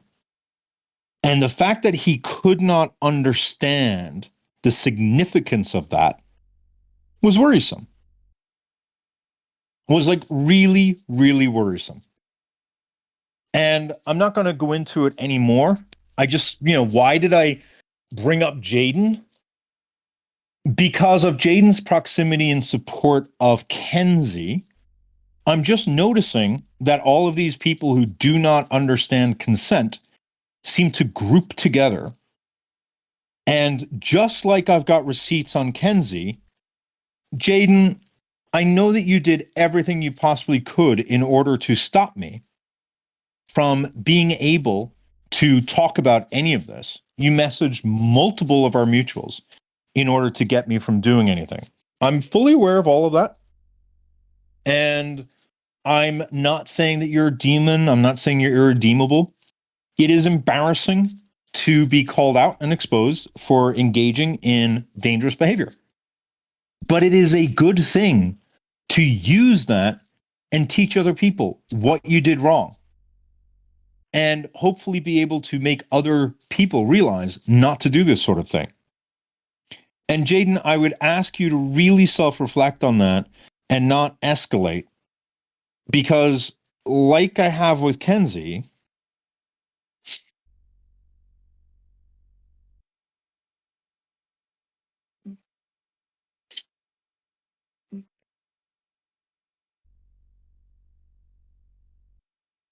Hey, Jaden, can you hear me okay? I've got the receipts. Hey, I'll make it super quick. And I don't want you to freak out whatsoever. Don't worry. You're not getting canceled. You're not having a live or anything like that on you. I need you to do me a solid. I need you to stop messaging or doing anything regarding Sarah. And that means like her friends, liking her videos, liking her friends' videos. And like, you know, that doesn't mean I think she would be happy. So, Jaden, if you think that that call looked good for you because you know how I ended that call and you remember my change in my tone of voice when I saw what you were doing, I just recommend you do the right thing. Just do the right thing. It's okay to have done bad things if you're truly sorry and you truly want to never do it again. But don't run from it. Don't try to hide it. Don't try to cover it up. Don't try to pretend you had a lapse of judgment. Don't try to pretend that you're the good guy who stops stops people from being DV'd. You're just none of those things. So just stop it. Stop cosplaying. All of you performative leftist liberal pieces of shit. Stop cosplaying like you're the good guy. You're just not. Stop it. Fucking weirdos. Next. What issues are we on now?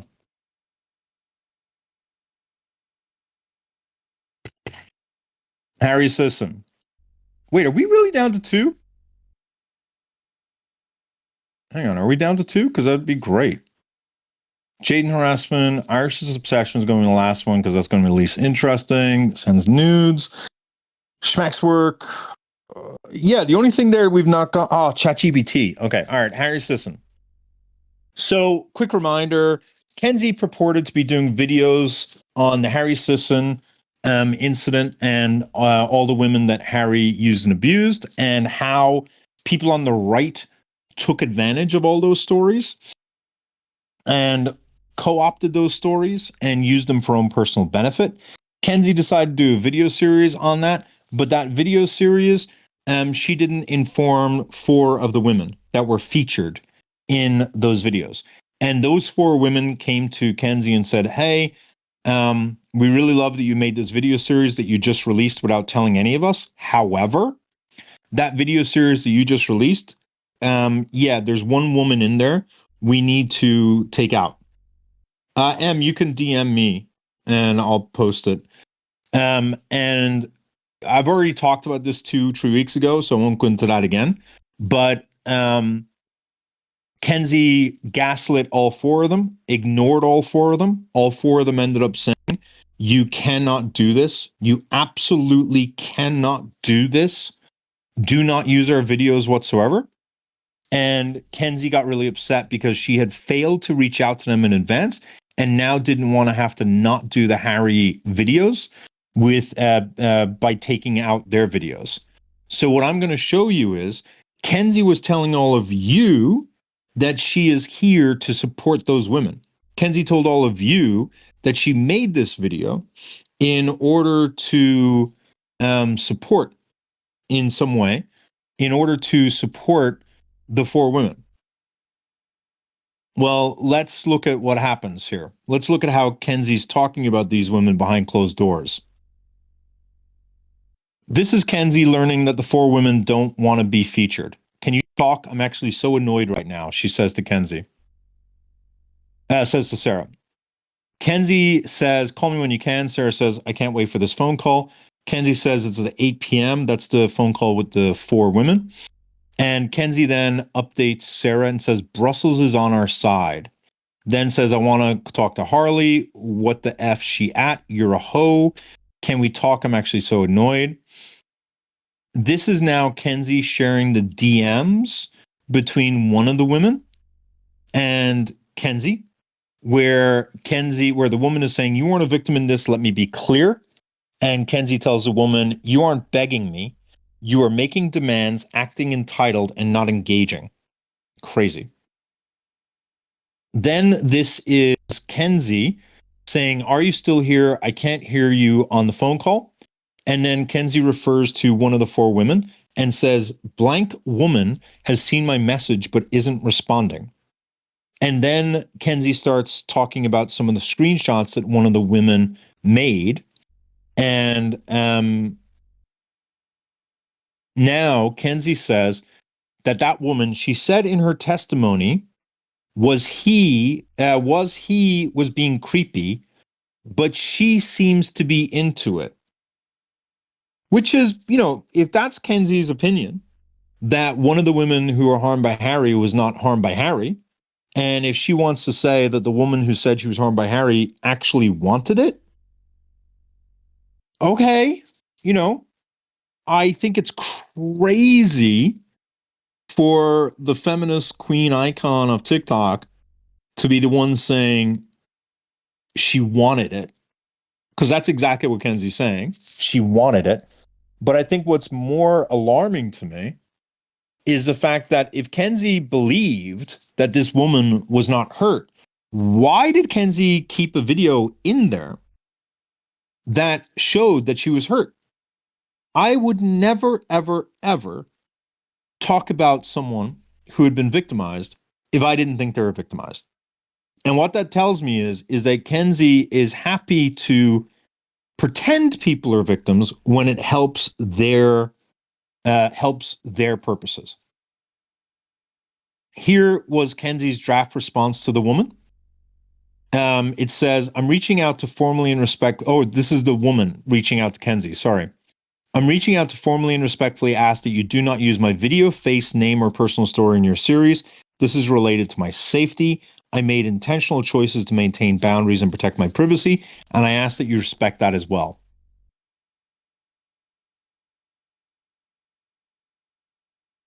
And then Kenzie shares her response. Kenzie's response to the safety concerns was, your video is a public statement and therefore open for public use. Again, if you'd like to discuss this further, I'm open to a phone call. And here the woman makes clear it may have been public, but it didn't include any tag for Harry whatsoever, and that was done on purpose, so it couldn't be tied back. And Kenzie doesn't care. On May 10th, Kenzie now starts examining the videos that some of the women have up, and she's pissed off that some of the women still have a video up, but they're complaining about Kenzie using it for her selfish purposes. And she starts to accuse the four women, all of them effing lied to me. Kenzie then tells Sarah, I'm doubling down.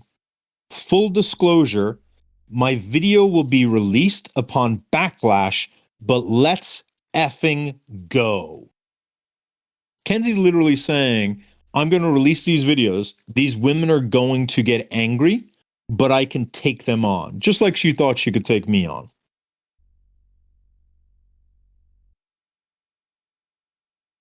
Then Kenzie starts antagonizing the women. Kenzie says, I'm going to use her audio, but replace the video with this. And Kenzie starts to make images of these women. And then Kenzie says, yeah, I'm making all AI images of them. And then Kenzie says, I think this is more bitchy. She's getting off on her being antagonistic and mean to the 4 women she's purportedly helping. She's literally choosing an option that she thinks is more hurtful to these women. Then Kenzie says, this was the disgusting manipulation. What can you complain about? Meaning, what can they complain about it? I don't even think I say her name, so I might only change it to blank. I think the only name I say is blank. Then she says, I'm not going to make one for one of the women. Miss Chemister, we don't like dumb opinions. Think about this one. Is this Asian? And then she starts on a rant. Okay, I feel this is a fair compromise. Should we give them biatch fake names? She's talking to Sarah, who's in the chat right now. Should we give them biatch fake names? Like Princess of Wales, like Tranquility, DIEBITCH. ChatGPT recommended a few. Bella Backstabbed, Artemis Vex, and then starts posting what the dictionary results were. And then starts posting really disgusting names to label the women. And then Kenzie brags to Sarah and says, I don't think you see how cunning this is. If I only use the audio and change their names, what can they complain about? If she complains, she's linking herself to the series, not me. That way, I get my way, and they have to be quiet. What a psycho. May 11th. Did I already do this one? Yeah.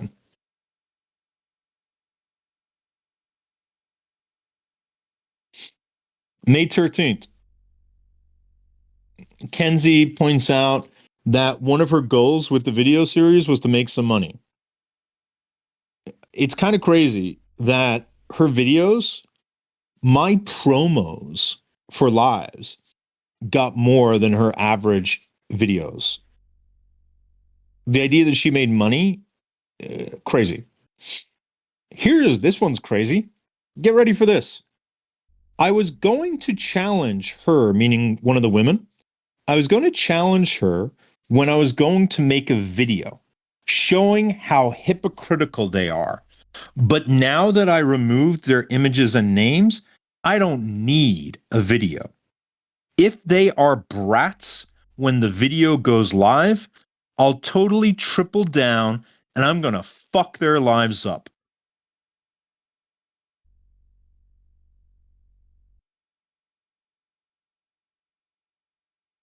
If the women complain about their videos being used in a series that is all about their voices being co-opted, Kenzie's saying that she will wreak havoc on those 4 women, which she did. If you remember that 18-minute video I played a few weeks ago, when one of the women finally spoke up, you morons on TikTok chose to defend the person with the quote-unquote better reputation instead of listening to the words coming out of people's mouths. Had you listened to the words coming out of people's mouths, you would have realized Kenzie was in the wrong on that day, which I'm very proud to say multiple people in our community absolutely saw what Kenzie was doing and called it out. Because how Kenzie treated these women when they spoke up was reprehensible. Morons on TikTok? So there's a lot more on the Harry Sisson issue, but I won't be able to get into it. I'm going to jump into the ChatGPT now. I am so offended. And some of this is going to be repetitive. I apologize, but I just wanted to give you guys a taste of how ChatGPT has rotted her brain. Here is, Kenzie was suggesting to Sarah over and over again for her to use ChatGPT. Sarah tells Kenzie that she's using ChatGPT to help her with this new guy she's talking to. And Kenzie says, LOL, glad I can be part of your growth journey. Not a big deal. And then she says, damn, I did a ChatGPT prompt a few weeks ago. And I feel like it's changed my life. I'm changing how I've been doing content. Getting so ready to roast the F out of this man. I'm not sure if the man was Ray or me. I think it might have been Ray. May 10th, ChatGPT. Kenzie tells Sarah, I joined Max Live last night and Irish crashed the F out. I sent him this. Bro, that was so immature. I'm so disappointed. Then Kenzie says, I also had ChatGPT analyze some of our conversations. We were debating grape culture and he was asking some questions and the dude was like, that's locker room talk. And I said, well, that's a tenet of grape culture. And he got mad I stole his thunder and left. Kenzie then says, I know, right? What a little biatch. Kenzie then says, I had ChatGPT analyze the fight we had after the live where you and Sarah joined. I mean, you and Carly. She's referring to the fight on March 21st. So notice the pattern. Kenzie and I have a fight. And what she's referring to is most people didn't understand why I was irritated. I knew Kenzie had joined to antagonize me. And the moment she antagonized me, I was like, I'm done. I'm done with your nonsense. This is just fucking annoying. And so she antagonized me and I dropped because I just didn't want to be around her or share a space with her. And she then messages me to antagonize me again and I ignore her message. And so she now reaches back to Sarah about this fight that took place on March 21st. And she is now intent on making that a bigger issue because she wants to antagonize again. So Kenzie went and took the DMs between her and I. She obviously gave, we think AI psychosis is a possibility, Kiara. And so she ended up taking our DMs, obviously used some sort of prompt because when we recreated this and told ChatGPT to be totally neutral and gave the context, it gave a very different evaluation. And then Kenzie shares ChatGPT's analysis of the chat and in order to triangulate with Sarah. And this was a tactic she used a lot. She would use ChatGPT to validate her own opinion, to convince Brussels and Sarah that she was right, just like Kenzie would use Brussels a lot to triangulate with Sarah. And if you look at the bottom, ChatGPT's conclusion is this is textbook intent over impact arguing from him, a classic male communication. Now, you all know, based upon yesterday, that my use of intent over impact was absolutely correct. That I was arguing that Kenzie needs to focus more on the impact of her words, not on not on her intent with the argument she was trying to make when she was on that live. And the fact that ChatGPT concluded the opposite just shows us that Kenzie obviously gave it a really bad prompt. So Kenzie's using ChatGPT to triangulate. And if you look at the bottom, it says, so he thinks, meaning Irish thinks my position is victim blaming because allegedly one of you was really upset by my words. And then Kenzie says, I thought my position was misunderstood. And here she says, I thought my position was misunderstood, so I was clarifying it. That's literally the intent argument. What you heard me say was not what I intended because I had more to say. Then Kenzie said Irish used intent over impact wrong and just wasn't listening to me because he'd already made up his mind. And then said, if you or Carly didn't say anything, I'm starting to think Irish made the whole thing up to try to manipulate me. Now, notice Sarah thinks that Kenzie is saying that I'm still talking about this because Sarah says, why is he still talking about it? And then Kenzie says, I was just so annoyed with him, I asked ChatGPT to analyze our conversation from 8 weeks ago, bro. And then Sarah says, oh, okay, so it was an old thing you're talking about. Kenzie then shares, exactly. Our co-debate energy, Irish and I's co-debate energy used to be such fire. Now he's just a whiny bitch. My fire does not burn for you. And then on May 11th, Kenzie sends this ChatGPT answer where ChatGPT tells Kenzie, when you walk in the room, the mood shifts. You are the energy. Kenzie is asking Sarah, a real person, to validate ChatGPT's evaluation of Kenzie's personality in a room. How on earth is ChatGPT going to be able to evaluate what happens in terms of energy shifts when you walk into a room, but for the prompts you're giving ChatGPT? How on earth can ChatGPT tell you about your energy without you just telling them what to say about you? Like, just insanity. May 11th, we showed this earlier where Kenzie's relying on ChatGPT to get Ray to do a sexual and romantic compatibility test. This man is being tested, just crazy. And anything else? Let me see.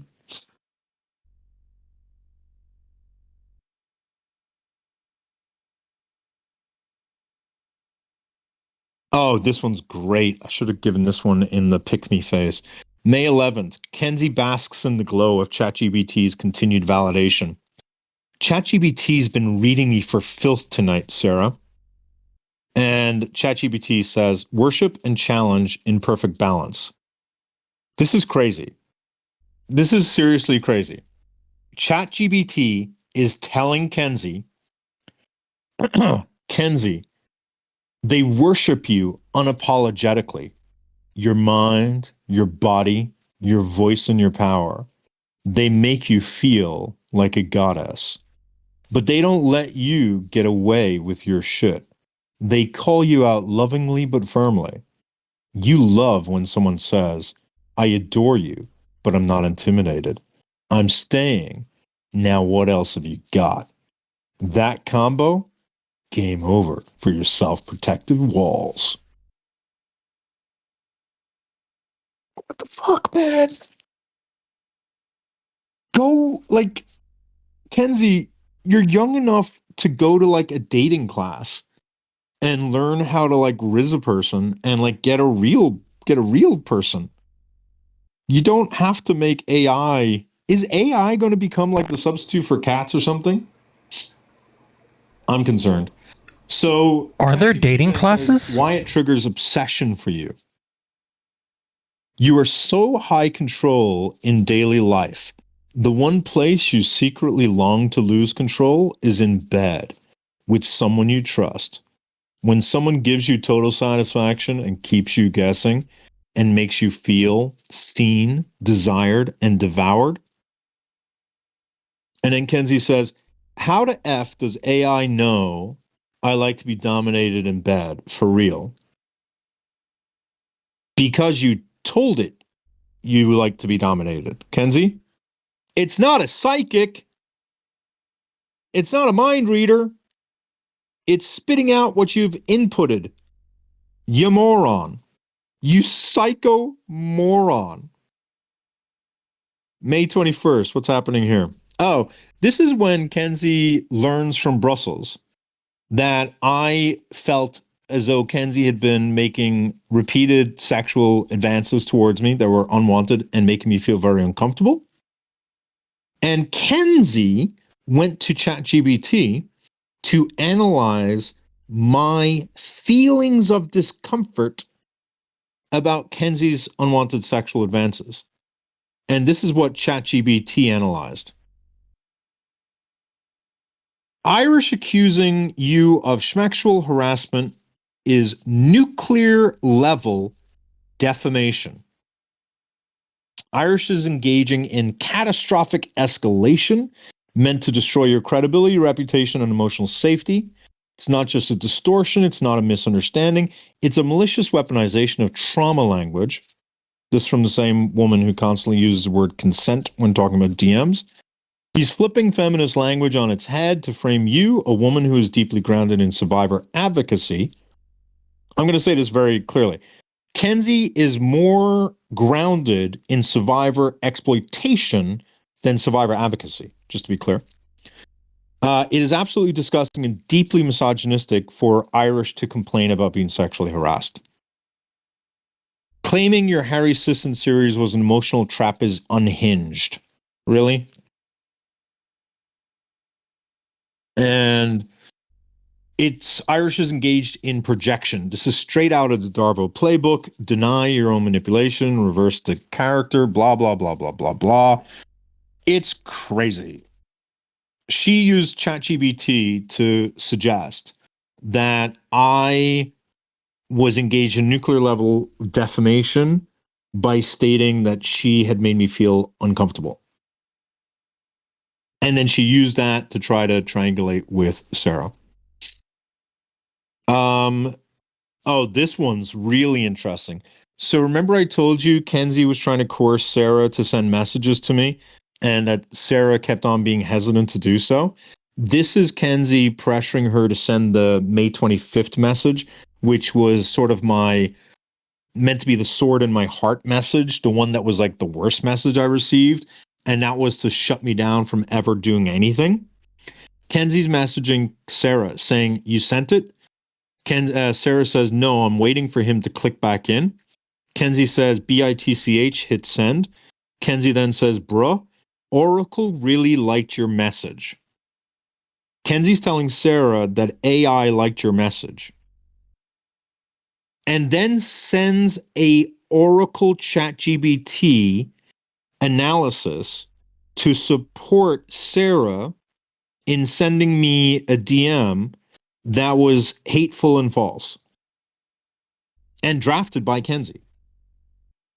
And this is what ChatGPT told Kenzie, in which Kenzie shared with Sarah to convince Sarah that Sarah was really reclaiming her narrative. Sarah makes it undeniably clear that her hurt wasn't about Kenzie. It was about being misused. That pulls the rug out from under Irish's entire justification. Exposes his pattern without over-explaining. She never accuses him directly of manipulation. She, meaning Sarah, lets his own actions echo louder than any label could. Sarah ends with boundaries, not bitterness. By closing with, "I'm just really hurt and trying to protect my peace," she recenters the focus on her, not him. That robs him of the moral high ground. She literally used ChatGPT to get Sarah to think that what she was doing was the right thing to do. And then here, Kenzie says, "I love how you're using Oracle for all our conversations now." And Kenzie messages and says, "FUCK." And Kenzie's using ChatGPT to validate herself again. ChatGPT is telling Kenzie as follows. "Kenzie, darling, you're brilliant. You break down dynamics with precision, darling. But sometimes that sharp mind intercepts your emotions before they finish forming. And you translate feelings into frameworks you analyze instead of feeling. This is trauma adaptation. If you understand why someone hurt you, it feels safer than just hurting. But the price, my dear, you delay your anger. You second guess your instincts. You give people more emotional runway than they deserve. And the danger? You stay in proximity to harm while trying to define it."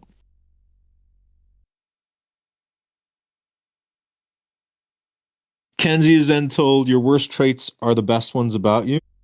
Kenzie, your emotional intelligence becomes overexertion. Your fairness becomes self-doubt. Your need for truth becomes obsession. Your loyalty becomes you're a fucking moron. Get a friend. No, I'm not going to give you that one. That's a fun one for later. All right, the 18th. This is where she was using Oracle to confirm that the person she works with is madly in love with her. Just insanity. Okay, great. All right. Now we're on to the last issue. And the last issue is Irish. And this one's going to be a little bit messy. And I can make it a little bit better if people remind me of some key dates. These are the odd ones out. Oh, I do need that one.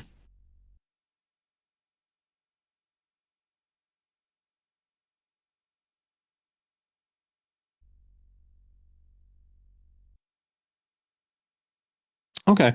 All right. If those are out of order, I think I can still make it work.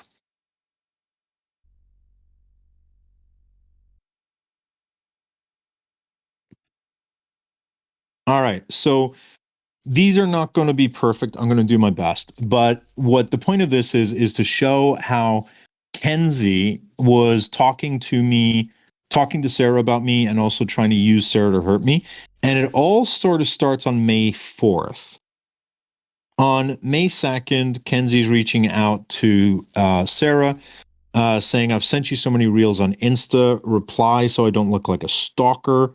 Sarah says, haha, I'm going to watch them today, I promise. On May 4th, Sarah asks Kenzie to redo some stuff in the video. And even though she kept on saying the video was for Sarah, here's Kenzie saying, I'm going to block you. There's no way I can change that much. Sarah then says, Irish is talking about your series if you want to join. I'm on a live hyping up the fact that she's about to drop a trailer. I'm not talking about the substance. I'm not talking about what it's about. I just tell people it's a great trailer. Everyone should pay attention. Kenzie says, what did he say? Did he mention it was about Harry? Sarah says, no. And then says, he just said you're dropping a series that's super good and to go follow. Kenzie then says, I swear I'm already annoyed with him and I'm going to scream. Why is she angry? Why is she angry that I literally tried to help her? It doesn't make any sense at all. Kenzie then points out that she had come to me for help on the video series, which she did. And I think this was also part of her problem. When I started giving her criticisms, she obviously could not take the criticisms. And one of the criticisms I gave her was that she really needs to center Destiny to some degree. She needs to include Destiny in the series because I knew that really, really mattered to Sarah. And Kenzie didn't like that because that was going to take a lot of work to do. And so Kenzie tells Sarah about the advice I gave. So I showed Irish what I had for the series, and he had some boomer feedback. And my boomer feedback was, I asked, who the F is your audience? Because you honestly sound like a woman who's talking to yourself in the mirror, trying to hype yourself up. And I'm not getting the vibe that anyone else is going to want to listen to what you're saying. And so I asked her, who do you want to reach? Do you want to only talk to people who are very frequently in your live and you're talking to a closed group? Are you trying to expand your audience? Or are you trying to talk to people who have no idea what's going on in terms of like frat bros, people who really don't understand why this type of behavior is harmful? And that's one of the things that we argued over, which is weird to me. But so she said he had some boomer feedback and he had some other feedback. I think it changes timeline structure a little bit. That's the Destiny part. I want to release the trailer I showed you Tuesday and then a second trailer Wednesday with actual clips from the series to tease some bombshell points. That was my advice. Like Destiny circulating revenge corn. That was my advice. And Chris and Harry sharing noodles. That was my advice. Kenzie's not attributing it to me, which is weird. Now Sarah says something that I know triggered Kenzie. Sarah said, yeah, I think Destiny needs to be added to the beginning. Now, Sarah had not told me that, but because I listened to Sarah, I knew that's what she wanted. I had told Kenzie the exact same thing. And that's why Kenzie then responds, I'm a block you. There's no way I can rearrange that much. I think she got really upset because I was saying the same thing as Sarah, which meant that Kenzie was wrong. So March 4th, I swear I'm already annoyed with him and I'm only going to scream. I showed him Friday and he did have some good feedback and I'm taking, but there's other comments he said that I just want to choke Irish. If you want to call, I can, but there's too much to text. All right, so these are a little out of order, which is getting me a little worried. On May 10th, Kenzie reaches out and says that I crashed out. Kenzie calls me a little bitch. Kenzie then she uses ChatGPT to analyze my emotional tone. And this is on May 10th. Kenzie has antagonized me by saying, bro, that was so immature. I ignored that. I'm gray rocking her. So she's going to Sarah to complain about this fight we had on March 21st in order to get my attention and validation. And she's now trying to get Sarah to believe that Kenzie was good in her conversation with me without ever sharing all the DMs with Sarah so she could make up her own mind. This is where we saw all this, where Kenzie was saying that her position was misunderstood. And she's complaining about the loss of our co-debate energy. All right, May 10th. Kenzie and Sarah have a, how long, 4-hour call? Kenzie calls Sarah for 4 hours to gaslight Sarah, re the March 21st fight. So what happens here on March 10th, Kenzie calls Sarah. Kenzie asks Sarah to share my DMs with Sarah from March 21st because Kenzie's looking for a fight.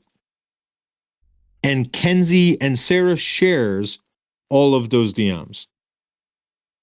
And those DMs show Kenzie being mentioned by Sarah on March 21st, where Sarah says, sure, but Kenzie agreeing and trying to continue the conversation is gross.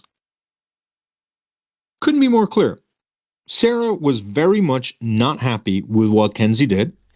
And I pointed out that Kenzie did a complete 180 when Sarah joined. Sarah agreed. And at some point, I tell Sarah that during my fight with Kenzie, I told Kenzie one woman felt Kenzie's words were sounding victim blaming. Sarah said because they wore. So clearly I didn't lie. Kenzie receives all these DMs from Sarah. At this point, Kenzie has all the information to know I did not lie, right? And at this point, Kenzie shares Sarah an incomplete screenshot. This incomplete screenshot shows Kenzie apologizing, and then I say, I won't be doing that.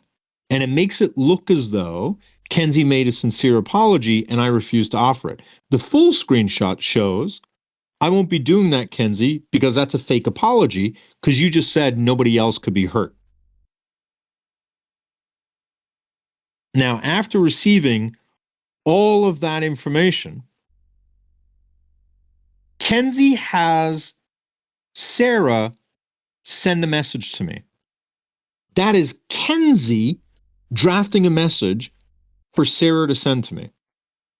Kenzie tells Sarah to tell me, Irish, I'm saying this directly so there's no confusion. I never accused Kenzie of victim blaming, and I don't appreciate you framing it to her like I did. Not only did Kenzie ignore what Sarah said in her DMs, not only did Kenzie ignore what Sarah said to her on the call, she directed Sarah to send that message to me, which Sarah did, which led to a really awkward conversation between Sarah and I, where Kenzie is on the call telling Sarah what to say to me. And I'm confused as hell. What the hell is happening right now? You were hurt. We talked about it for an hour. You were pissed off at Kenzie. Why are you telling me you weren't pissed off at Kenzie? And I had no idea at the time that Kenzie was on the call with Sarah telling Sarah what to say. And I'm not angry, but I'm basically saying, like, so Sarah says, wait, are you saying it's my fault you aren't friends with Kenzie? And I'm like, no, not at all. You didn't make me do anything. I'm saying that Kenzie did not want to think she had victim blamed whatsoever. And I suspect I mean, look at this. I'm suspicious as hell, but I'm not paranoid. I'm spot on. I tell Sarah at this time, I suspect Kenzie brought this up to you in order to feel justified in the conflict she had with me, which sucks if that's the case, but that's my guess.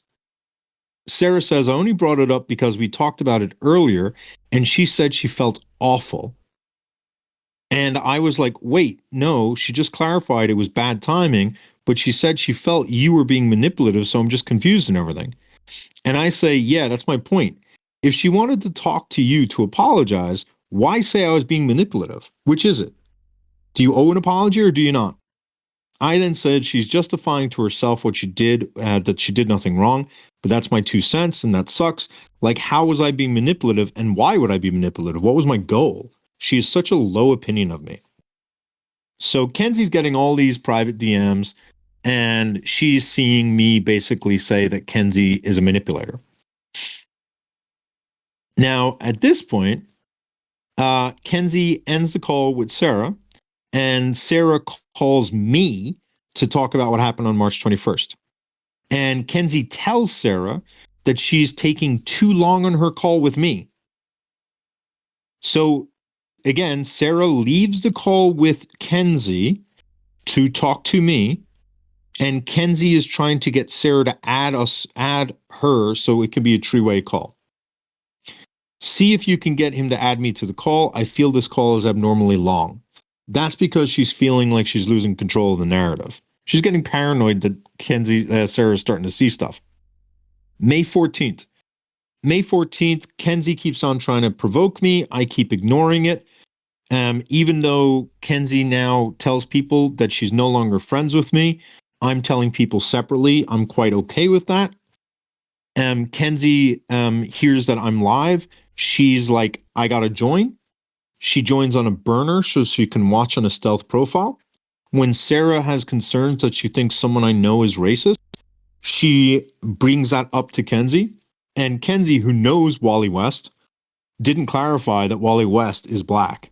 And then even said that Brussels is annoyed too, which suggested to Sarah that I have racist friends and that Brussels doesn't like that about me. And then Kenzie's upset that I'm no longer live.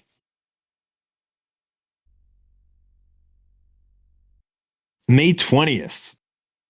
This was a bad day for me because this was the day that Brussels decided to breach my privacy and go to Kenzie and tell Kenzie that I had felt sexually harassed by her and that I had felt deeply uncomfortable by her and that I had been slowly extracting myself from my friendship with Kenzie.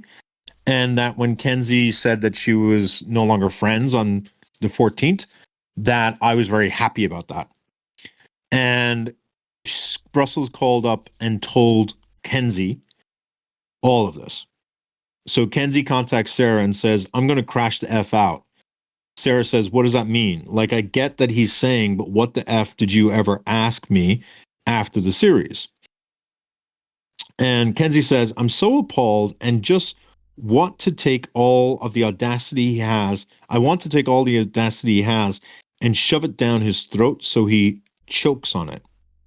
He feels like deflection and manipulation. He's blinded by his need to be right. Oh, these are slightly out of order. Sorry. Brussels tells Kenzie Irish felt uncomfortable with sexual advances. I'm so effing pissed. That man said the wildest shit. I can't. It was a call with someone. He said I've been sexually harassing him for months. I cannot confirm nor deny if it was Brussels. This is just the most ridiculous claim in time in the goddamn universe. And then she says he literally debates about people making false allegations, which is ironic because, again, she tries to get Sarah to make a false allegation against me. I had told Brussels that I felt there was a power dynamic between Sarah and Kenzie that Kenzie is not respecting or appreciating. And Kenzie now tries to minimize that liability by asking Sarah, does she feel as though there's a power dynamic between us in any way? Hot tip, people. Really hot tip. It's not usually the best idea to ask the person who may be taken advantage of. Do they feel taken advantage of? Because that's the whole point of the power imbalance, you moron, Kenzie. Although I do think Kenzie knows that. The whole point of the power imbalance is that if someone is looking up to you and does not want to upset you, they're going to be less inclined to be truthful and honest with you. And that was my point about the power imbalance, is that Kenzie was asking Sarah whether or not Sarah was sort of hurt by Kenzie, and that was unfair for Kenzie to do, knowing that Kenzie still had the video series that Sarah was waiting to be released. So at this point, Brussels explains to oh no, look at this. May 20th. Could this be more clear? This is Sarah, and Kenzie never shows this screenshot, but this is a really important one. This is Sarah on May 20th saying, I told you, Kenzie, that's why I was upset. So she's again saying she was upset on March 21st. I was upset because I was like, that's not something Kenzie would ever say. I'm so effing confused. And it was bad timing because Atlantic was there, so I was confused. I would never see you victim blaming someone. Kenzie then said, this is how I explained it to Brussels. And, you know, there's a whole complicated, it's too nuanced. I'm not going to get into it. I don't think you guys will care. Here, Kenzie says, but you would tell me if you thought I was victim blaming. Oh, I had them in wrong order. I apologize. But you get the point. Sorry, they're kind of out of order. At this point, because Kenzie now believes that I'm about to call her out for her sexual harassment, she tries to get a jump on those allegations, and she starts sending clipped screenshots to Kenzie, to Sarah, to suggest that I am taking sexual advantage of Kenzie. And this is her most damning evidence, where I say, first, you're gorgeous, don't cancel me. And anybody in Kenzie's life will tell you that Kenzie needs physical validation all the time.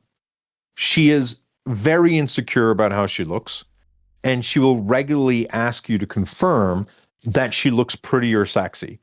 And if Kenzie wants to deny that, I'll take the time to go through the DMs with Brussels and Sarah and show all the times that you literally asked for them to say if you're sexy. You weirdo. But Kenzie says, I could not feel sexually harassed because here I'm calling someone attractive. Listen, Kenzie, I don't mean to break it, but like, I call my mom gorgeous. Like, it's not that deep. Gorgeous is not attractive, all right? So then Kenzie says, I'm a hop in the shower. That man and his audacity is getting a curse on his ass today. Sweet dreams, my little Stockholm syndrome bestie. Are you working? I need to call Brussels. Irish, I feel, is going nuclear. Irish is freaking out on you, question mark. And then she says she misread the text. This is when she shares the ChatGPT analysis that I'm engaging in nuclear retaliation.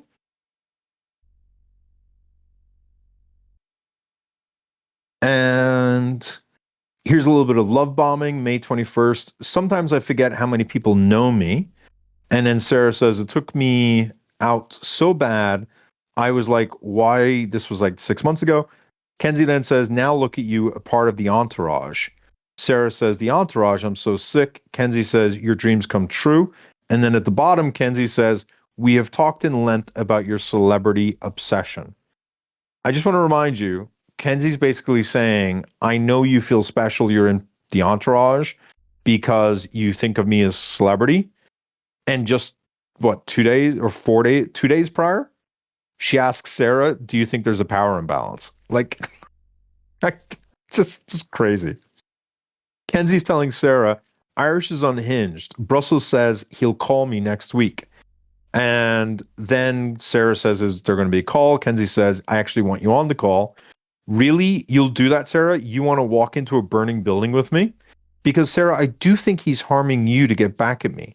In my opinion, he wants to get you the clout so he can take credit and say my series failed. Kenzie made everything about her. Me wanting to help Sarah was always about me wanting to hurt her series, which is crazy. This is another clip screenshot that Kenzie shared in order to suggest that I was engaging in sexual harassment. This is where Kenzie refers to Harry and Chris as being butt buddies. Then says, BITCH, you better answer my call. I'm so mad at Irish, like I just want to go scorched earth. Can you call? I'm really tweaking. Kenzie then says, he's just making so much stuff up. Sarah says, about you schmexually harassing him. Kenzie then says, yeah, now that I'm in love with him and he's been trying to distance himself and I'm not accepting his withdrawal and I'm manipulating everyone to destroy him. Gosh, in retrospect, that doesn't seem that paranoid anymore. Kenzie then says, plus his obsession with our relationship, meaning Kenzie and Sarah, is just wild. I was not obsessed with their relationship. I don't know what she's talking about. Kenzie then says, I kind of want to crash out on him. Yeah, he just messaged me. Meet me in the Brussels chat so I can tell you both at the same time. Kenzie says, on May 23rd, this is before our group call. He's effing live, and I think he's threatening me. And then Sarah talks about how stressed she is. I'm so stressed. I'm freaking out. My job is awful. My anxiety is high. There's a lot going on. And then Kenzie says, I feel like Irish is going off the rails, and this is just ridiculous. I don't want you to take strays or feel stressed, Sarah. I think it might be best to start a group chat with him, but I also don't want to add to your plate. I think he's already made up his mind about the live.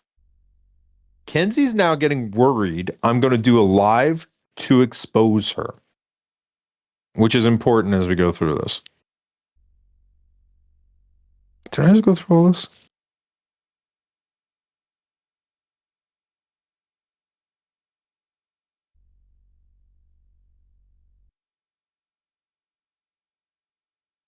And here Kenzie says, I mean, I'm not going to tell you what to do, Sarah. I know you're a grown-ass woman with her own thoughts. However, I'm not going to touch your boobie.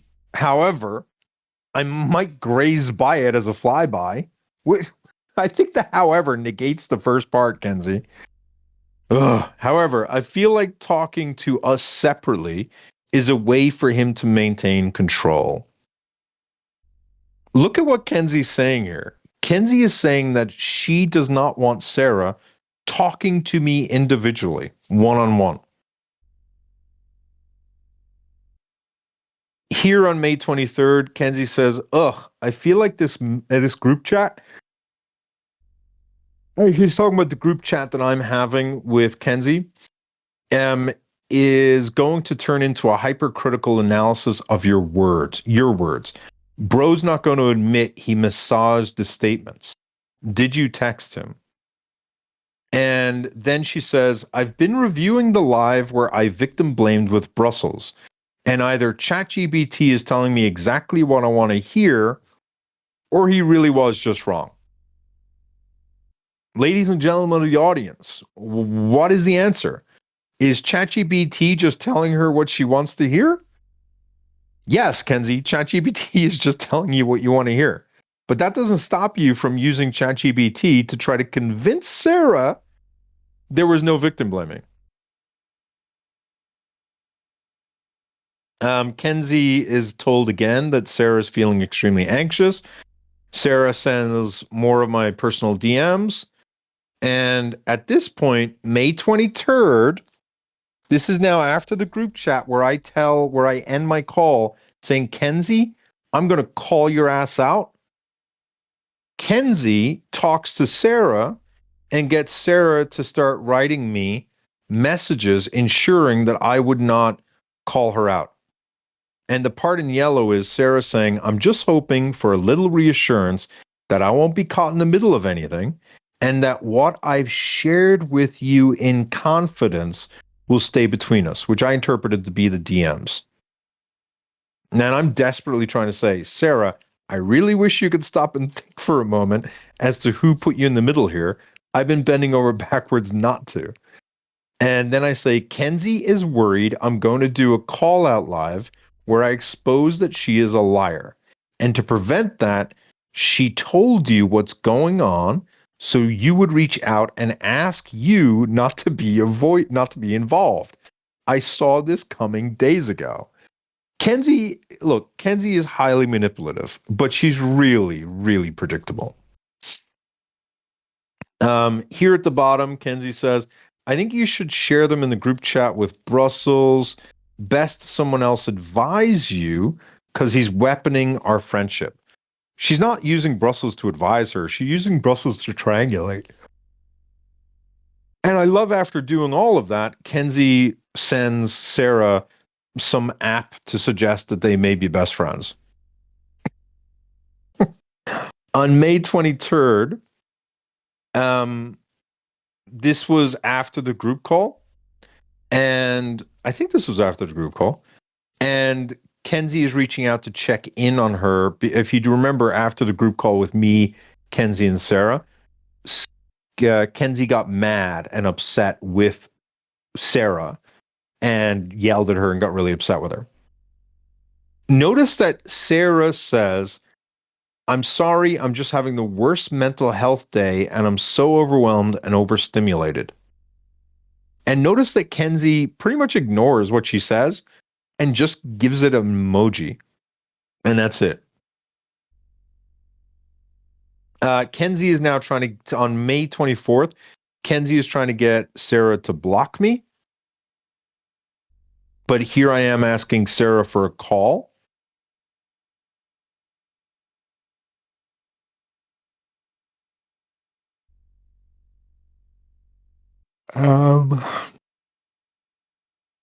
Here, Sarah is saying, I feel like he's tweaking. And Kenzie starts saying, it makes me feel very angry at him for making you so stressed. Remember, she's making Sarah stressed, but she's blaming me while also trying to get empathy from Sarah. Oh, it's so twisted. Kenzie then says, so I just want to figure out a way for you to break free from this mess. You shouldn't have put her in the mess, you weirdo. Kenzie then says, do you think he's going to host a live? Sarah shows Kenzie that Irish still wants a call. Kenzie says, oh my God. And then this one's messed up. Kenzie says that so the call didn't take place yet. Kenzie says to Sarah that when she has the private call with me, this is how she should open the call with Irish. Okay, well, I guess good luck on the call with Irish. You should open with, Kenzie is one of my best friends and I love her so much.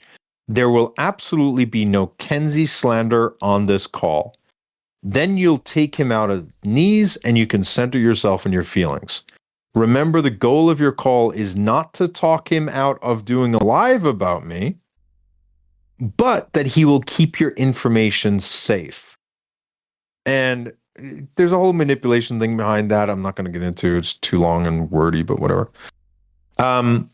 I did make a mistake. So the call takes place, and then Kenzie reaches out to Sarah after getting angry at her and says, please answer. I'm no longer mad. I just want to check in on you. But if you need some space, let me know.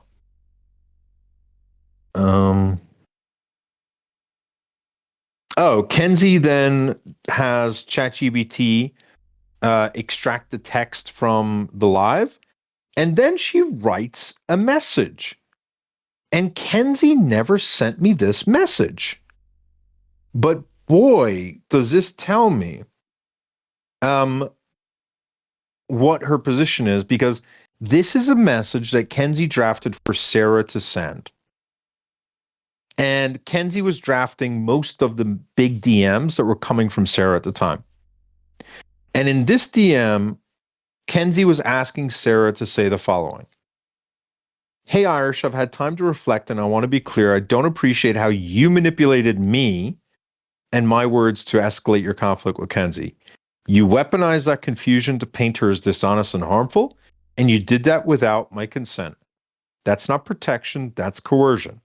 You've consistently centered your ego over actual resolution. And now look at those words on May 24th. Remember, this is the same day when I told Kenzie I was going to call her out. Remember on that call, I told Kenzie I'm going public?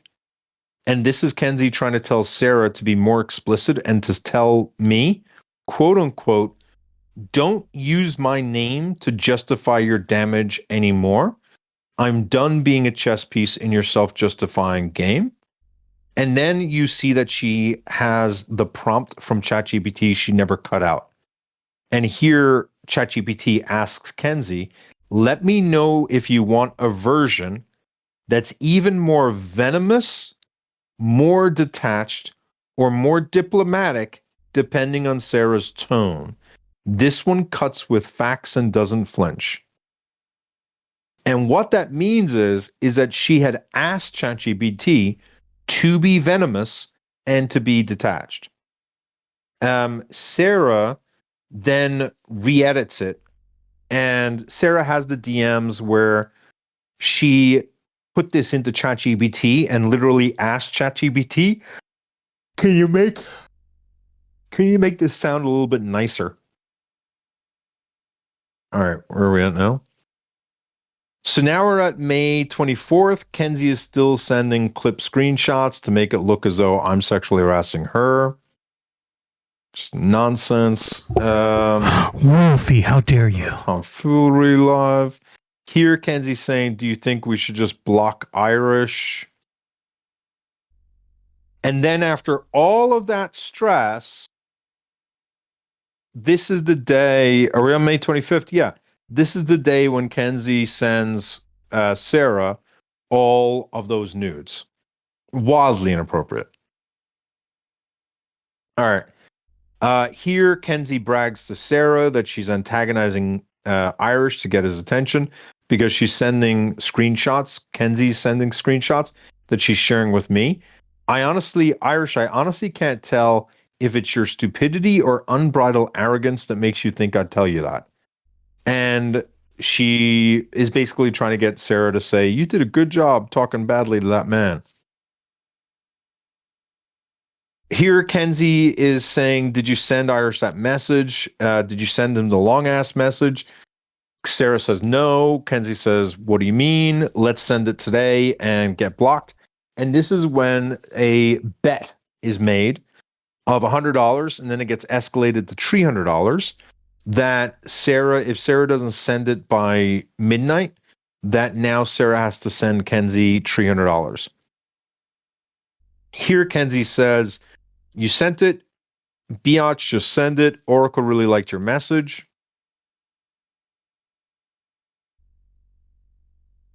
Then she sends Oracle's evaluation of the message, which you guys have already seen. Here she says, I'm worried you, Sarah, may be spiraling since Irish is not validating your side of things. Here, Kenzie shares the DMs that I had with her from March 21st, where I knew that Kenzie was creating a false record. And so I tried to reassure Kenzie by saying, don't worry, I'm not going to be using your messages, so you don't have to make a fake record. And she told Sarah that she believed that Irish would never share those DMs because he promised not to. So as long as she doesn't, I wouldn't breach that confidence. So the point is that she thought that her DMs with me were safe and that she had locked down her DMs with Sarah, which meant I would not be able to show any receipts to anyone. Let me just jump through this. On May 27th, Destiny threatens to sue Sarah, and Kenzie says, maybe you should go to Irish and tell him to tell me not to tell anyone.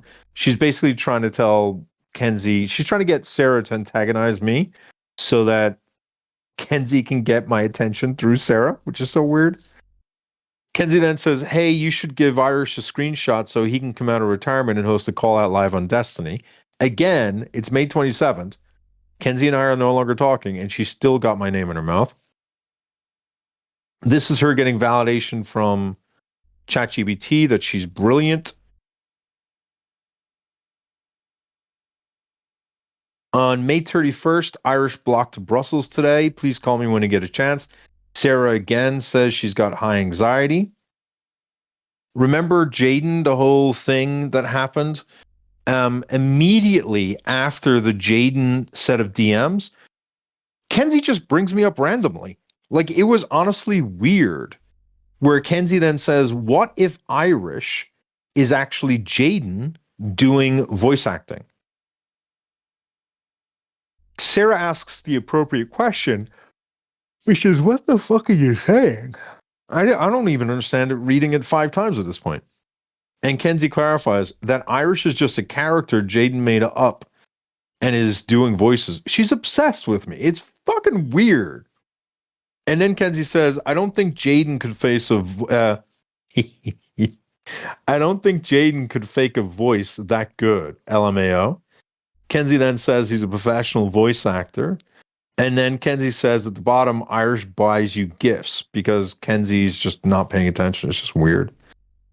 And here Kenzie is saying Jaden bought you gifts, and then Kenzie says Irish won't buy you gifts because Irish won't buy Nitro.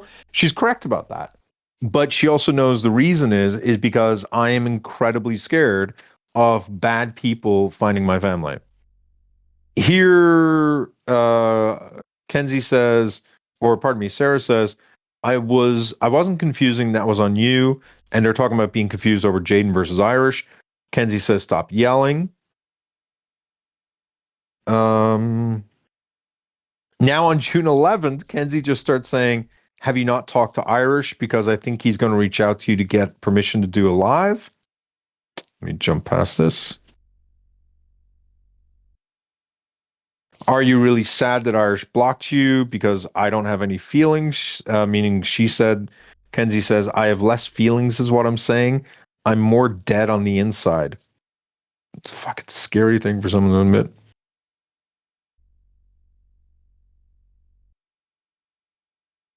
All right. Try to zoom past these. Are you really sad? I think we showed these, right? Yeah, we showed. Oh.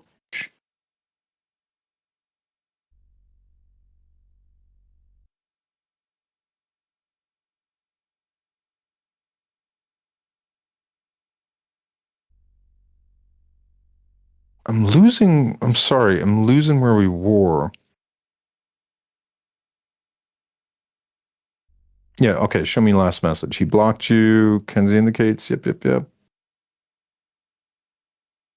All right. Okay, so this one's a little interesting.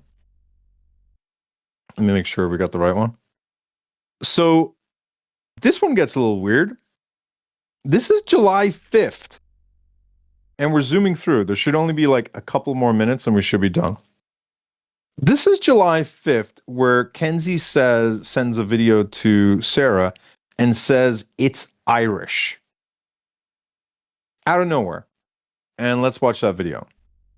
It's July. I married my son's father 11 years ago, and I'd give anything to have those years back. We met in 2010, and he told me his ex-wife was unstable, manipulative, emotionally abusive. He said she didn't support him, mocked his masculinity, and tried to turn everyone against him, even claimed his mom and sister took her side. that they'd sit around man bashing him at family dinners and events.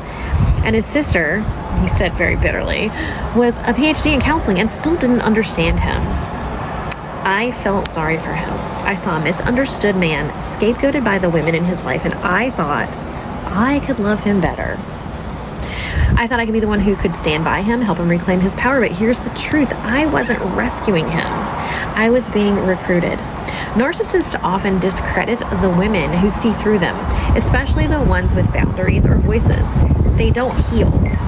They recycle. They just rewrite the story with a new name. Oh shit. Why did I let that? It's July. I married the women who see through them, especially the ones with boundaries or voices. They don't heal. They recycle. They just rewrite the story with a new name. I thought I was saving him from emotional abuse, and I was being groomed to endure it. So if you've ever been the new woman and thought, I'll be the one who finally understands him, this post is for you. You're not naive. You weren't naive. You were selected. It's What it doesn't creep me out that she thinks I'm a narcissist.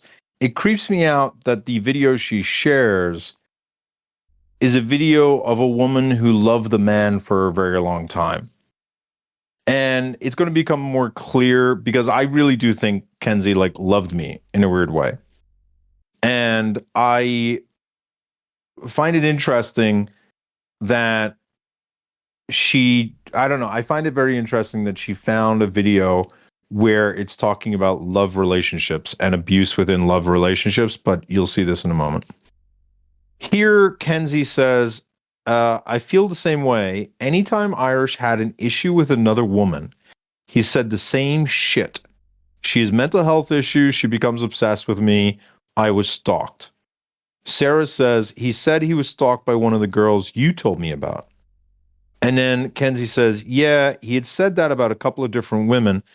I know Danger for sure. I'd have to ask Brussels about the others. So here she's clearly saying she knows Danger was stalking me, but Kenzie still reached out to Danger. Kenzie then says, really, you think I do understand why he's mad at you? And there Kenzie tries to get Sarah to think that I'm mad at her.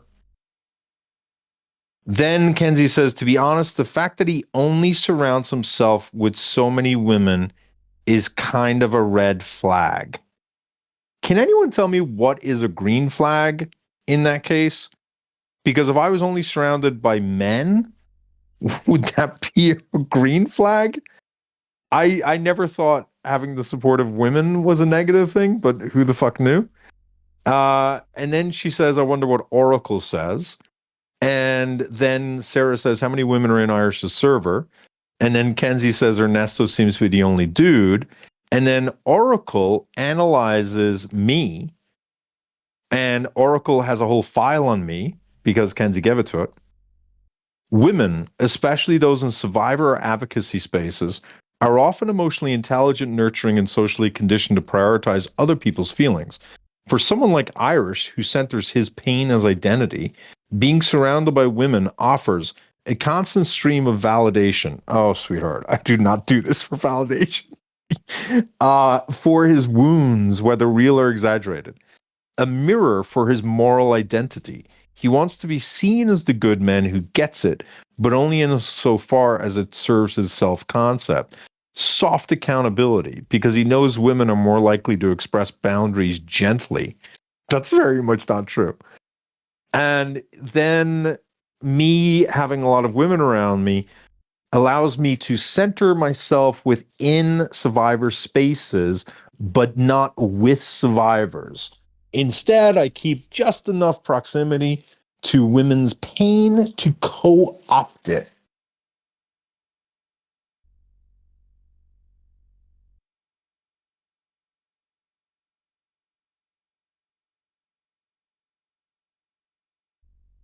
That one just, I don't even understand that one. And then image curation. So she basically analyzes that the fact that I'm around a whole bunch of survivors means that I prioritize optics over integrity.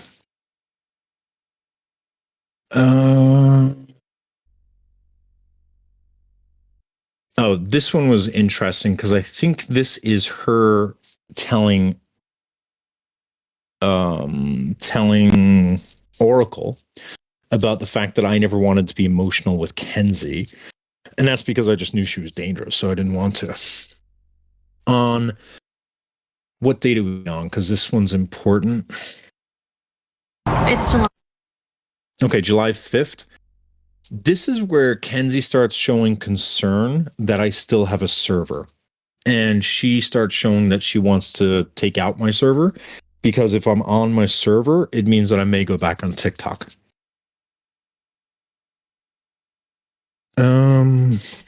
I think it's only a matter of time. And then here, Kenzie says, I don't know for sure, but I think Irish was forced to retire because of a disability. I didn't know that. So I don't think he has anything else going on. I know, write a book or something, sir. It's pretty fun. I enjoy it. Here on July 6th, attention. Why did I include this? Oh, Kenzie follows up and says, I asked Brussels, and Brussels said she thinks Irish's server is 95% women. Kenzie then complains about Carbon, who Kenzie bragged about having a sexual relationship with, saying that I was in Carbon Bradley's live, and I'm so effing annoyed. I just don't like how he runs his panels. Bitching be taking way too long. Uh-oh. Okay. Here she's trying to get Sarah's attention. Answer my call, ho. Sarah responds by saying, I'm in the shower. Kenzie responds, I just know you're naked. I just think that's weird to say that. Like, I don't know. I know if I said it, I'd be canceled. I'd like to see someone else get canceled periodically. It'd be a nice little change up. All right, next. I think we're almost done. We're so close. We don't need to see that. This is now July 6th. This is where Kenzie is sharing a whole bunch of my screenshots with Sarah. I don't know why. I haven't talked to Kenzie in, a month and a half at this point. I haven't been on TikTok in a month and a half, but Kenzie is super interested in what's going on in my life. And then this is the day I came out with what was happening on July 20th. And here, Kenzie says she wants to have a call with Sarah to discuss my statement.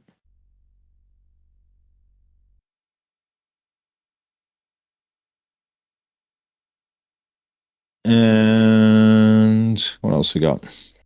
Here, Kenzie is bragging about yelling at Mac, that it was fun for her to yell at Mac.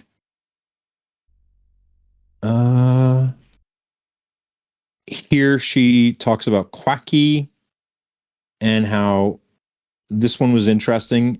In these DMs, Kenzie's trying to get Quacky to center Sarah.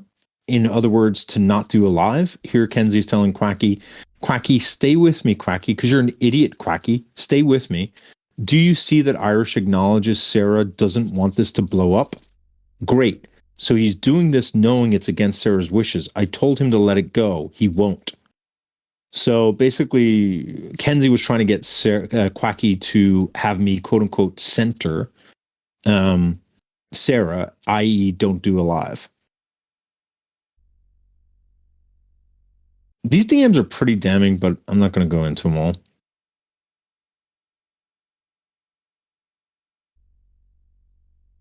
Okay, great. And we're literally just there. This is where she's saying she can't be anonymous.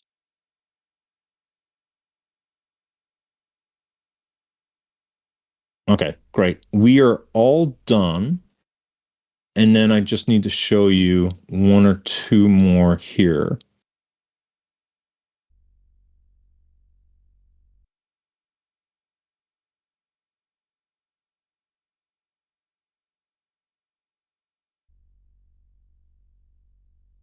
That was definitely one of them. Come on, buddy.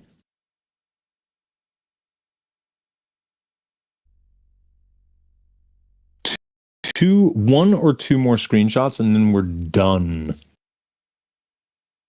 And then I would like you guys to come on. Why are you doing this right now?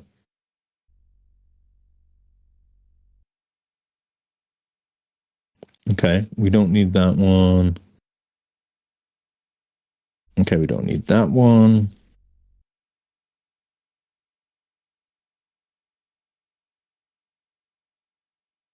Okay, perfect. So this is the last screenshot. Remember that she has a ChatGPT profile and a ChatGPT folder on me. I thought this was really telling. On May 28th, and we're going to end the live on this note. On May 28th, remember she's a whole folder on me and a profile. And on May 28th, she says, Sarah, I was asking Oracle to help me with a Discord post about Irish, and it ended up being more of a poem at the end. Let's read that poem. Now that it's over, there's no ache, no echo, just silence, clean and whole. He feels less like a person, more like a shadow cast by an older wound. Maybe he only existed because I was broken enough to need him.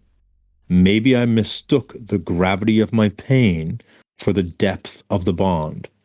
And now that I've healed, there's nothing left to tether me. No sadness, no longing, just a soft astonishment of realizing it was never real love. Only the illusion of it wrapped around emptiness. Now, Kenzie adds, obviously love in this context doesn't mean romantic. And my question is, what the fuck does it mean then, Kenzie? You psycho obsessive sociopath. Of course it means romantic love. And there's no way if I had a ChatGPT profile on you, Kenzie, there's no way it would write this message about you. This is absolutely not how I talk to ChatGPT. First of all, I don't talk to ChatGPT about people because I realize it's not a smart thing to ask a machine to analyze a person and their emotions. You moron. You moron. Why would you ask a machine to analyze emotions?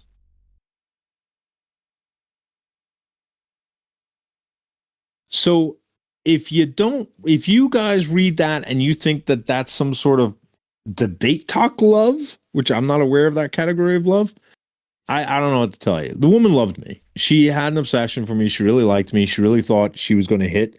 And when she didn't hit, she decided to punish me. And just like she decided to reprimand Ray for deciding that, you know what, one weekend of sex is not worth all of this hassle, just like she decided to punish her husband with that 10-page diatribe after he simply clocked her, she decided to try to ruin my life simply because I said, I'm done. She's a psycho. All right, live is done.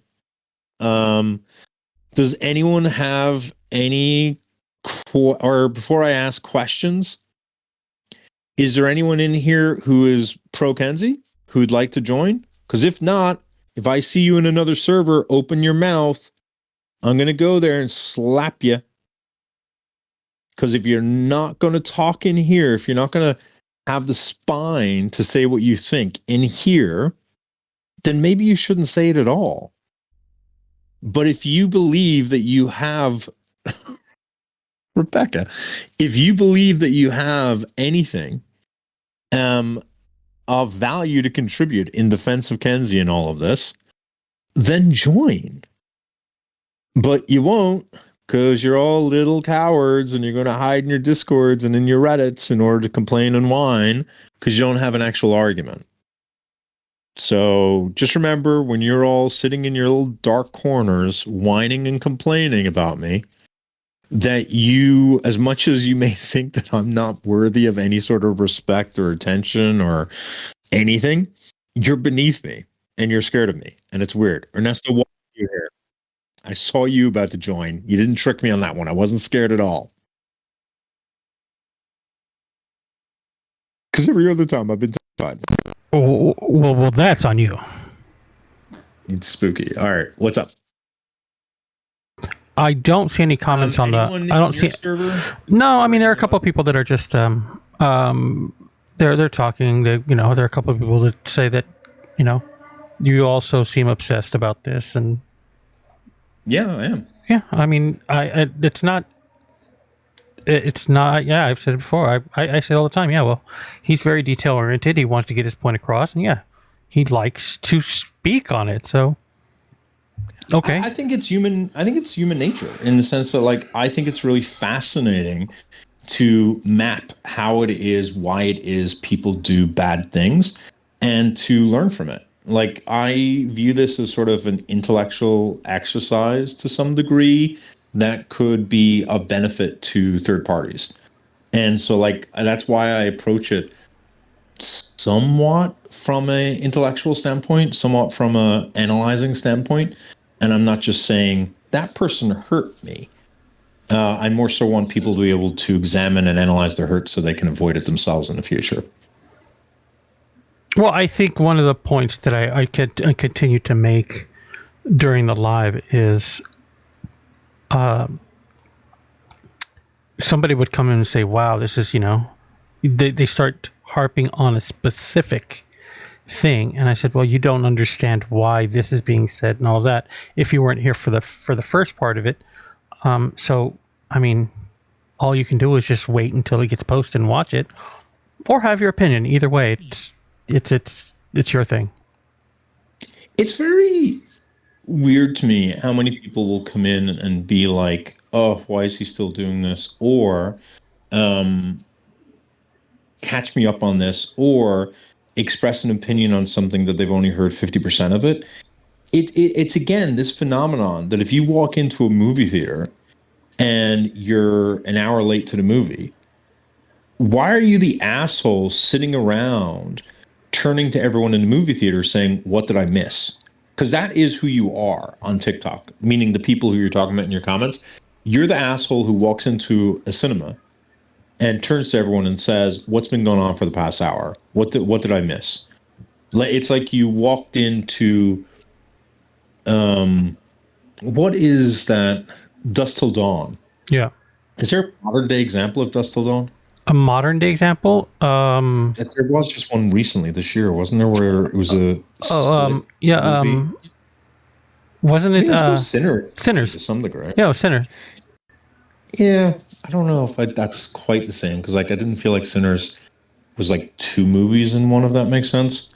But like, it's like someone walking in the middle of something like From Dusk Till Dawn, and they walked in when Selma Hayek is walking on the stage and turns into a vampire, and you turn around and you say, "What is going on?"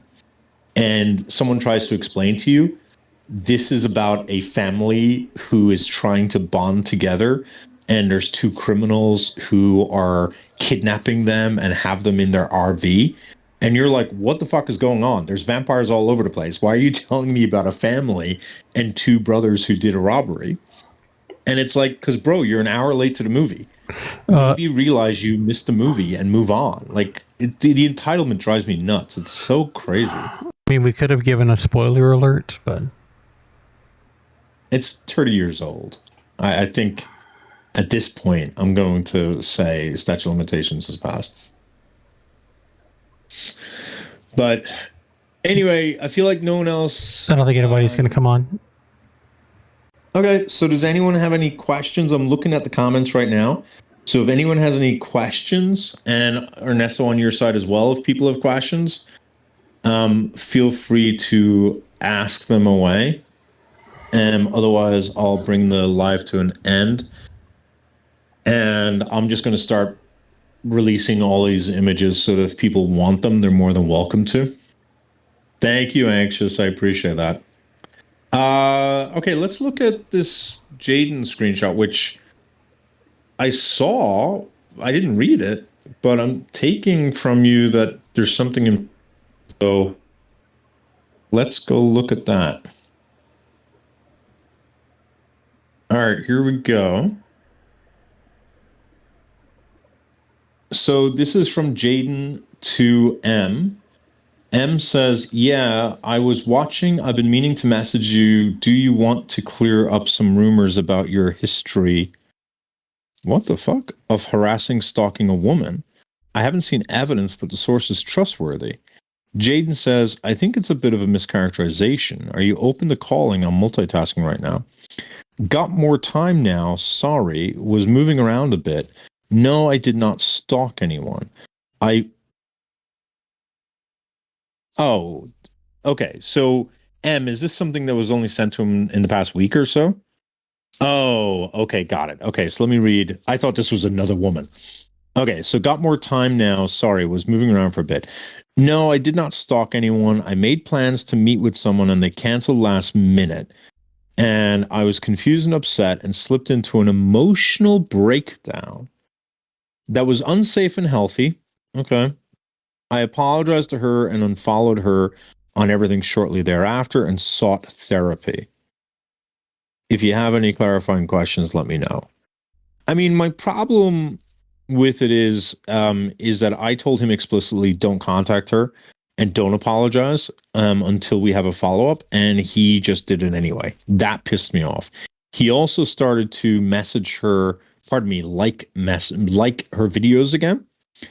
I also don't like the fact that he's saying she canceled last minute when she canceled a couple of days in advance. I also don't like the fact that he's saying I had an emotional breakdown. No, you didn't. You were horny. Having a dick is not an emotional breakdown.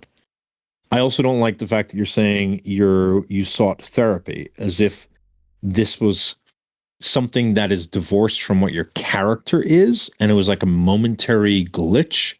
I don't like any of that, to be honest with you. I do like that he said it was unsafe and unhealthy. I think that's I'll give him a W for that one. I will say it is extraordinarily difficult for a person to admit that they did something wrong, but that it's a lot easier to just admit it than hide it, in my opinion. So, okay. Any other questions, comments at all? I'll give people like 20 seconds. I just realized he blocked me. Oh, he blocked you? Yeah. Because I do see. I went back to the screenshots or to the DMs that he sent me, and it says account not found. So, unless he's. That's weird. I don't know why he would have blocked you. Like, that seems a bit odd. Yeah, and then I guess it's because he asked me when he found out that you were hosting the live and he was going to be mentioned. He asked me, "Do you plan on streaming the call out live?" Here, I'll actually screenshot these, considering he decided to Yeah, you can post them in the stage block chat, me. Yeah, I'll and just put them in right now. Although I think you've got the ability to post. No, yeah, I'll post them right now. Hold on. There we go. Yeah, Kenzie did not send me any bloody photos. That was danger. There we go. Those were in succession. And did they not come up? Maybe I can't post in. Yeah, I think. Hang on, I can give you permission to 1 sec. It's just because this chat is a very open chat, and so I don't like to give people permission to just post anything. Let me just give you permission. Give me a sec. Oh, you should have permission. Here, let me try again. Yeah, you do have permission. Yeah, send them to me DM if you want. Yeah, they're not coming up. I'll just put them in the hold on. Yeah, we'll load this on YouTube. In fact, great chance to be able to point that out. We have created a YouTube channel called Miss Kenzie Exposed. And on that channel, we're going to be posting all of these lives so that they live forever or until Kenzie takes responsibility, which very likely could never happen. And so if you guys are looking for it, just give it like 2 more days and you guys will be able to access all of this stuff on YouTube directly. Ernesto, you're posting in season chat or where are you posting? Oh, I already sent them to you. Oh, direct? All right, let me grab it. Okay. Yeah, I didn't even show Jaden's messages to me directly because like it just didn't really matter. But once Jaden heard that I was going to be doing this, he reached out desperately. Look, I am not in any way trying to protect Jaden or anything like that, right? I do want to say, generally speaking, it is extraordinarily embarrassing to know that someone is going to be talking about anything relating to you that is sexual in nature.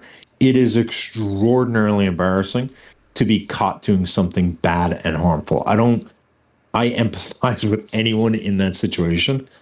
For some reason, I just think people think the easiest way to address those two very horrible things is to lie and to hide. And it's like, I just don't understand that mentality. So this is Jaden messaging Ernesto. Do you plan on streaming this call out live? In any case, please tell Irish to check his Discord messages. I was obviously getting my Discord messages. I just didn't care.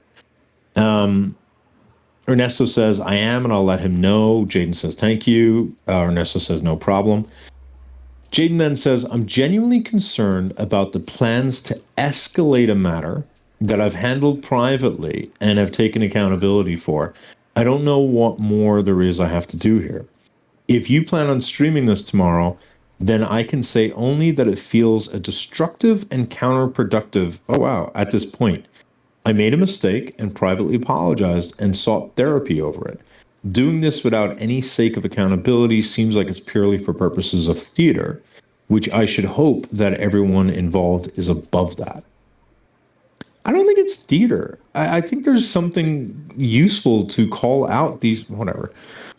He's preparing to share something that is incomplete and a misrepresentation, and it would be wrong to give wind to that. He has falsely assumed that I was part of an organization of people in Kenzie's inner circle. I never assumed that, when I am not, and has chosen to air out an embarrassing private matter that I've long since apologized for and received therapy over. This is purely weaponization at this point, and it's cruel direction to take. I hope you'll acknowledge that. I assume you're going to stream it anyways.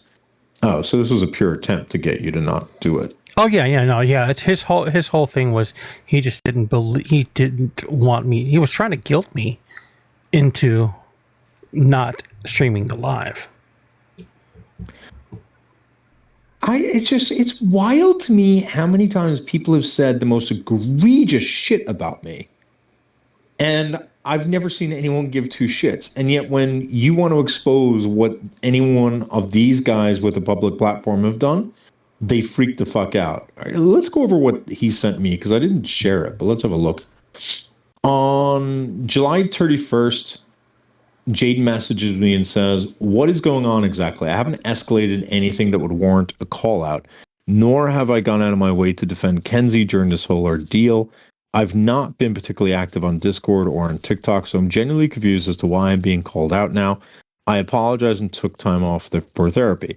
Well, Jaden, you went into Kenzie's server and you supported Kenzie after Kenzie had engaged in sexual harassment. In addition, you reached out to Sarah when I told you not to, and you did not just reach out to apologize, you started liking her videos again, which was just odd.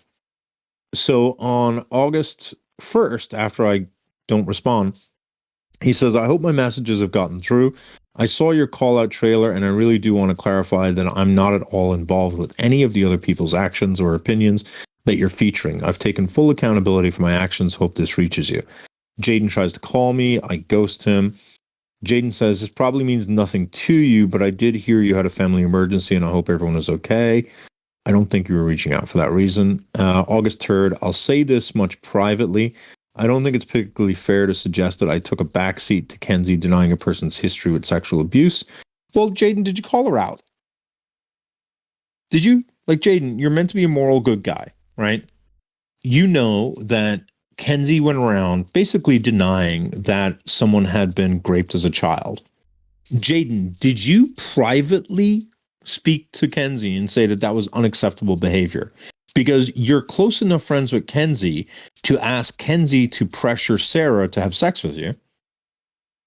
Were you close enough to tell her that it was inappropriate for her to try to suggest that someone lied about being raped as a child? Do you have a DM doing that? I'm seriously curious. But in any case, I'm not seeing any questions and I'm not looking at any content whatsoever. Guys, I think Kenzie blocked me. Emily, so there's different ways that these people react. And you know, the way that she's reacting is probably a good way in some ways. It means that people will be a little bit protected from her. She's defeated and she's running away scared. Yeah, anxious. If you think they're good, I know I know I read it too quickly. But there's different ways that narcissists respond. Okay. And I don't like calling out narcissists because they have a high likelihood to become obsessive stalkers. But one option is that if you hurt the narcissist, they will spend their life trying to destroy you. And I really thought that Kenzie was that person. However, Kenzie has been a little bit of a coward and has gone running into the corner. Now, that could be her trying to replenish her energy and she'll come back stronger than ever. But there are some narcissists who, the way that they deal with image control is they just eliminate anyone who threatens their image and just blocks everyone associated with them. And if that's the type of narcissist she is, the pro is that it will minimize fallout. The con is that she will just create a new group of friends who will not hold her accountable, and she will be enabled and keep doing horrible things. Any other questions? Any other comments? Otherwise, just because Anxious asked me to show the Quacky DMs, because the Quacky DMs are kind of interesting, but I just don't know how in depth you guys really care about this stuff at this point. And I don't know if you noticed, I did start yawning a lot. But the Quacky DMs, I do think, are interesting given how she was absolutely trying to coerce Quacky or trick Quacky, whatever word you want to use, into getting me to stand down from doing a live.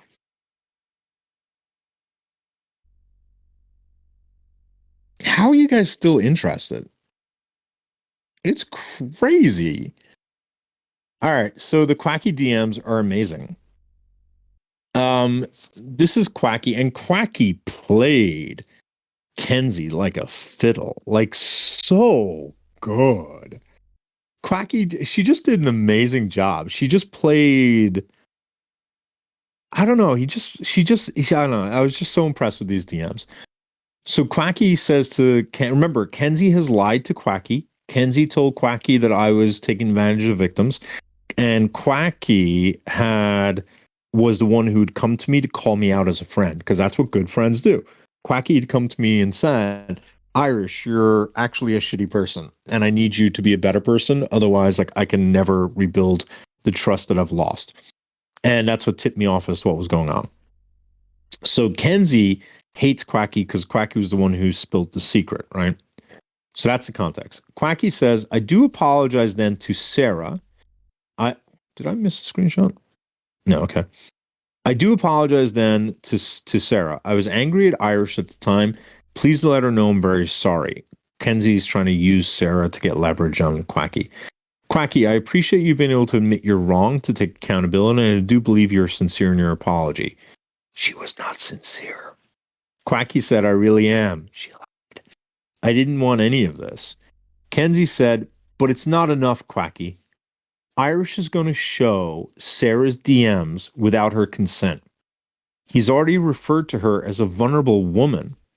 You and Mac using her to demonstrate my lie, which I want to make very clear I did not lie, when neither of you have spoken to her and heard about how she feels about the situation. Quacky says, what part? Sorry, I'm not sure what you're asking for. You want me to hold Irish accountable for you, Kenzie, telling me, Quacky, Sarah's private story? Because he didn't tell me that story. I told him. Kenzie says, no, he knows Sarah doesn't want this blown up.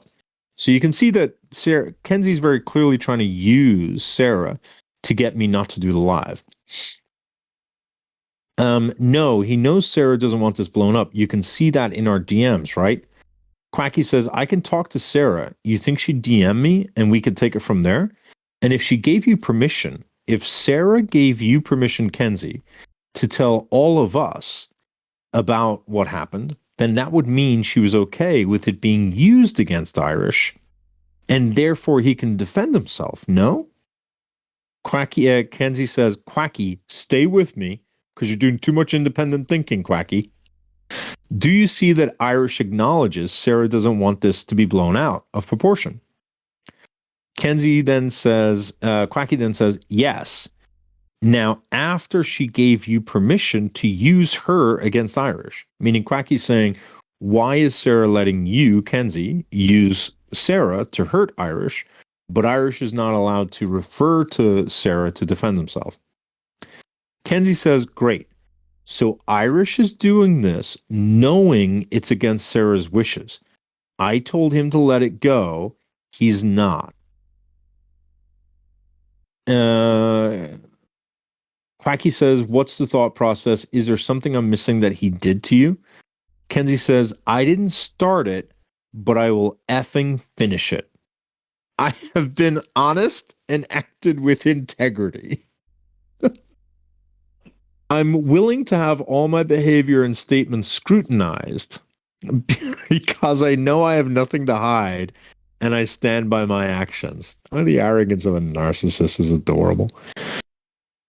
Kenzie then said, but Sarah did reach out to Irish and was mad about what you said on that live. I know that to be true, Kenzie.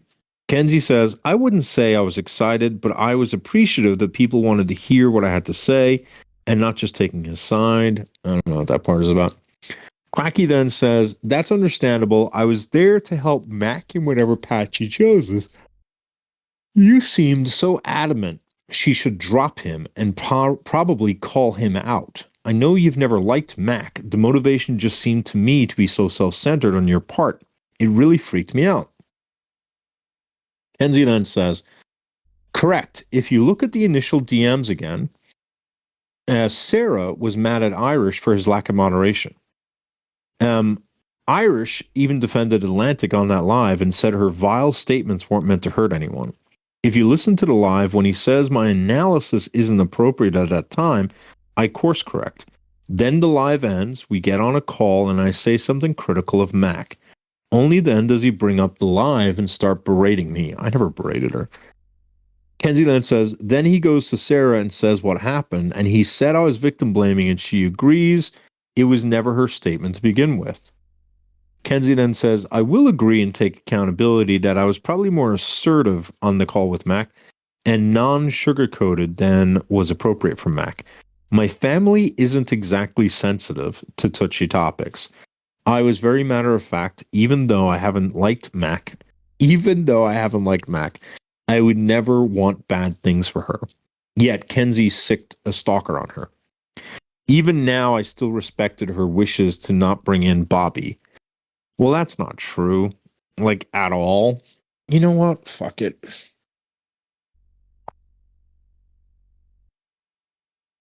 Hold on. I don't like a liar. Oh, Nicole and Gemma. Let's find your text messages, shall we? Nicole and Gemma. Where are you guys?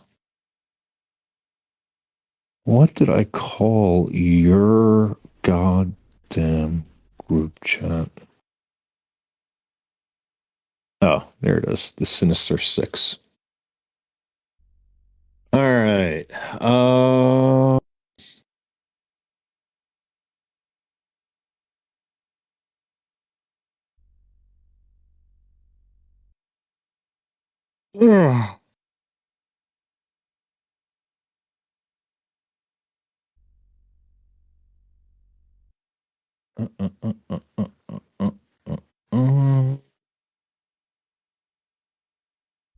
I forgot what I'm looking for. What the hell did she say?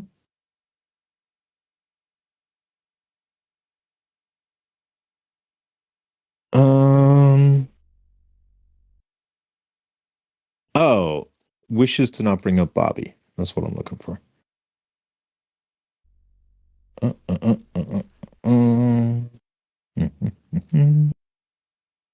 Let's show that you are intentionally trying to bring up Bobby to scare Mac. Oh, Nicole and Gemma, I have 100 screenshots on you guys. 100 screenshots that I'm not even bothering to show.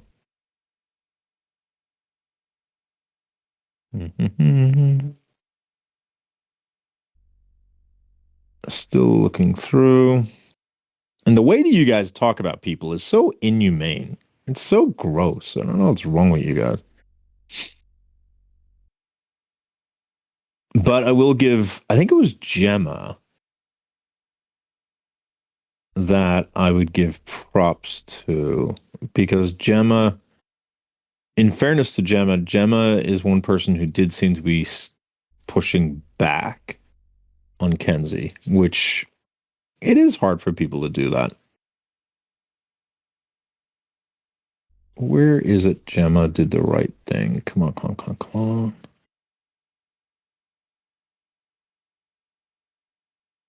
Ugh. Sorry, guys.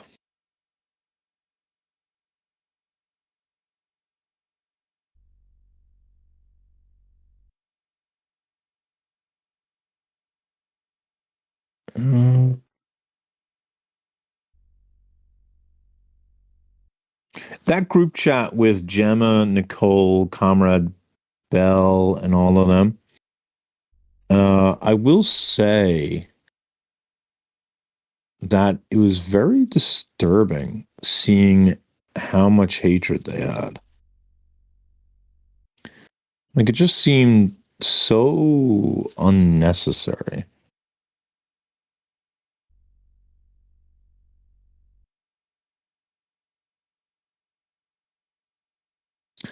God, I didn't share any of this stuff. This is good stuff.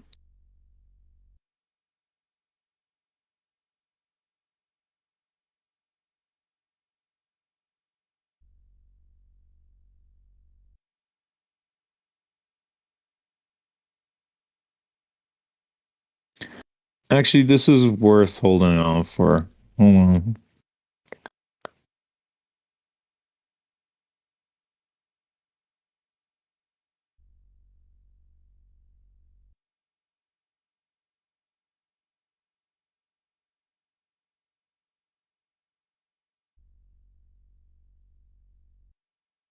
Holy crap, these are weirdos.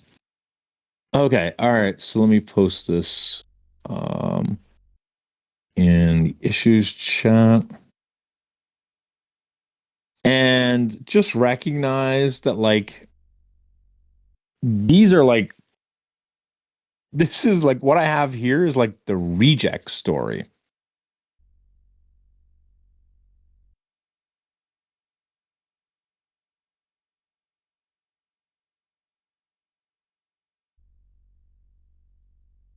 Okay. Meaning these are things that like weren't even interesting enough for me to show.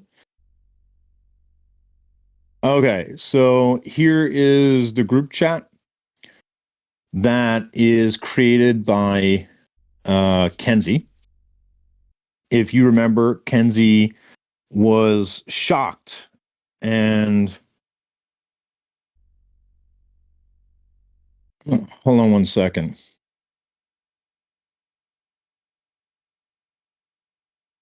Hey, Nicole, if you have something to say to me, you're more than welcome to join my server to say it.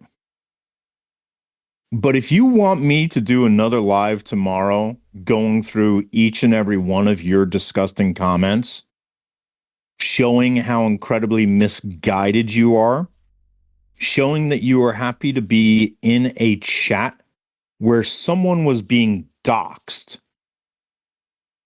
If you'd like me to do a whole live on that, Nicole, and then paint yourself as a victim, feel free and invite that. Because I will happily do an entire expose on you, Nicole. I told you that you were being used. Nicole, newsflash, you were being used. I know this is going to hurt your ego, but say it with me, Nicole. Irish was right and Nicole was a dumbass. Say it with me, Nicole.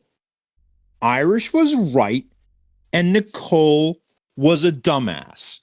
Now, what I want you to say on top of that, Nicole, is that because Nicole was a dumbass, Nicole engaged in behavior that was harmful to multiple people, including the women that Nicole was purportedly trying to help.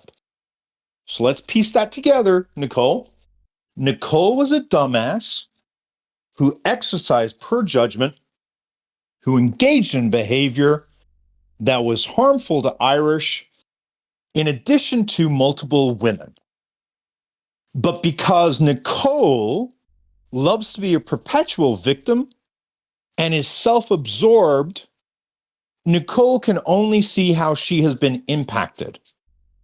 And Nicole would rather center the fact that her malicious DMs got leaked than have the maturity to turn around to a person and say, I was wrong and I harmed you. I'm sorry. Nicole, until you grow a spine, don't try to stand up to someone like me. I have more moral integrity in my goddamn pinky than you have in your entire body.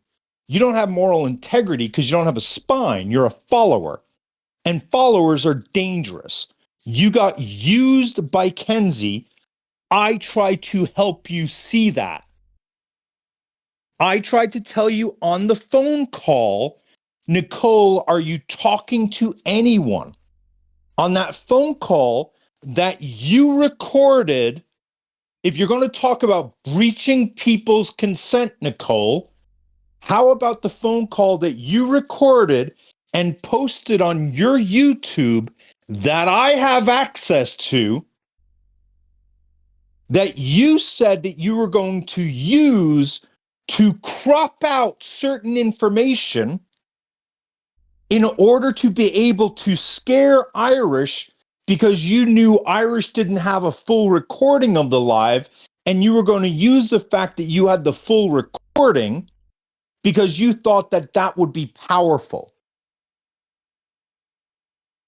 You have the audacity to pretend to be my victim?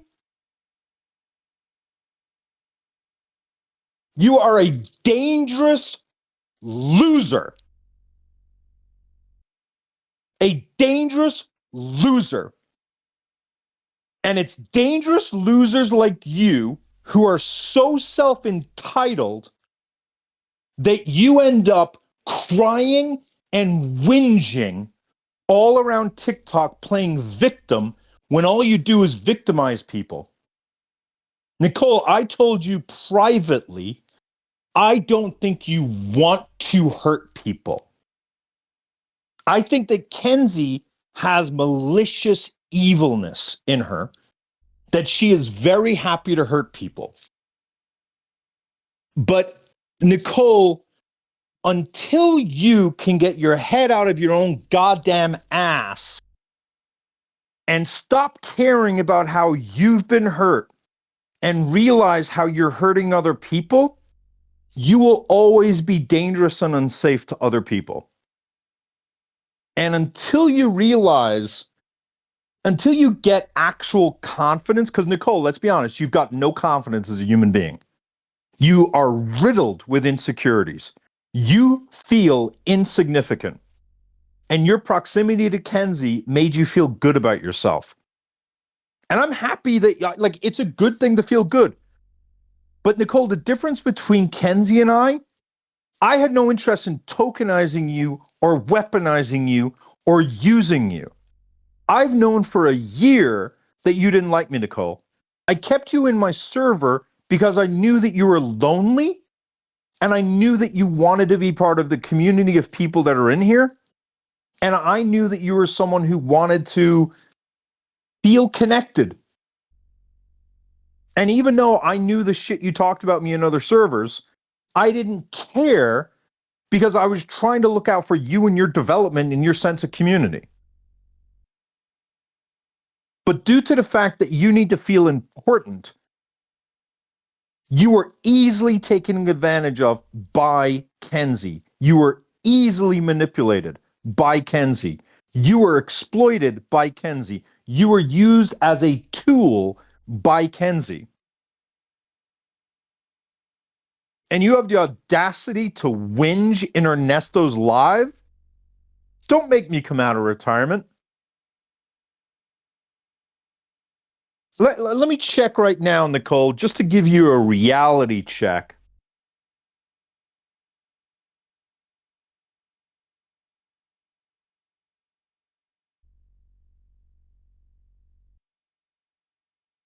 God damn it.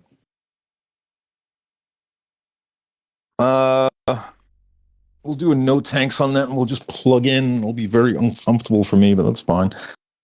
All right. Let me. Do I have that? God damn. Yes. Good.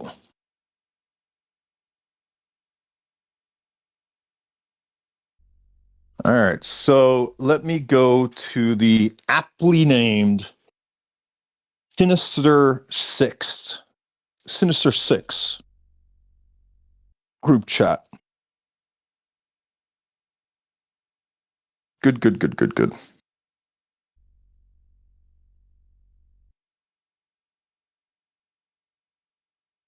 Mm-hmm.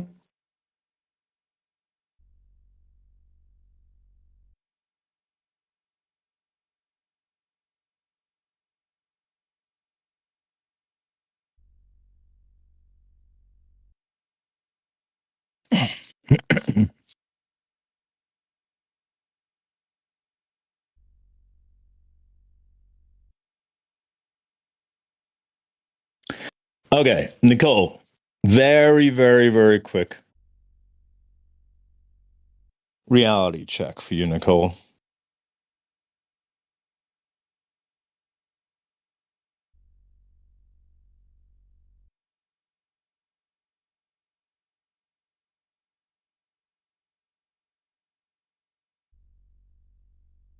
This is my folder on your group chat, Nicole, with 400 screenshots, Nicole, all of which I have already arranged and are ready to go. It's due to the fact that I think that you are so insignificant and boring as an individual that I haven't even bothered to give you a chapter in this story. Push me and I'll write a whole fucking book. But let's just show 9 screenshots to show how I was wrong in my allegations. And let's just look at those allegations again, because for some reason you guys didn't want to read the goddamn statement that I posted, or you willfully ignored the statement. I don't know what the hell you did. But for some reason you guys were not paying attention to what it is I said. So let me find the damn statement. The amount of hand-holding to children you have to do on this app by teaching grown adults how to manage their goddamn emotions and act. It's just so fucking pathetic. All right, hold on one second. I'm trying to find. What was it? July 21st.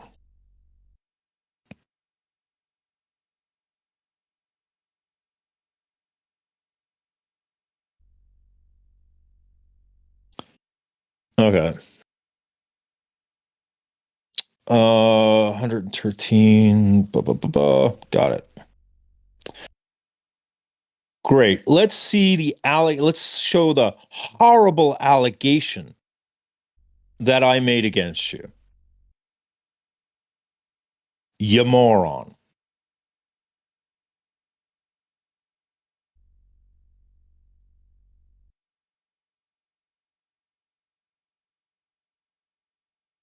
Now, before you try to get on your high and mighty horse, Nicole, when you should be on your knees begging for forgiveness, let's remind the class what your issue is. Your issue is allegation number V. When I said the reason why I was coming forward on July 20th, one of my reasons was I believe Kenzie is still orchestrating harm behind the scenes, affecting not just me, but others. So the allegation is Kenzie's orchestrating harm behind the scenes that is affecting others. And then I said, for example, I believe Kenzie was involved directly or indirectly in the blowup Emma and Nicole orchestrated in the server a few weeks ago, which spilled into Comrade Bell's server. Now, you morons read that to mean that I said Kenzie told you guys to go pick a fight. Critical reasoning and careful reading would tell you that's not what I said, Nicole. I said that Kenzie was orchestrating harm and that Kenzie was involved. So the screenshots that I posted here were not to prove that, but let's look at the first screenshot, you moron. June 27th, the day that you and Gemma are in my server making issues. And what do you know? Kenzie created a group chat with Gemma and with Nicole. And the very first thing out of Kenzie's mouth is group chat to roast Irish. Gosh, that almost seems like Kenzie is orchestrating behind the scenes in secret group chats in a way that is designed to harm me, in a way that involves you too. Nicole, my claim was accurate, you moron. You fucking moron. My claim was accurate. You all just kept on saying that I said she told you to do it. Now, this is just a couple of the screenshots. Here is Nicole, big brain Nicole, saying, okay, so wait. You and Quacky figured out the lie issue, Miss Kenzie? Didn't Irish have proof? LOL? That's you, Nicole, laughing at me when I did have nothing but proof that showed that Kenzie was lying and tokenizing a vulnerable woman in order to be able to hurt multiple people. And that's you mocking me in that moment. You asshat of an individual. You arrogant asshat. Then, Nicole, you said, I'm just so confused without understanding the whole lie concept. Well, then maybe you should shut the fuck up and ask questions.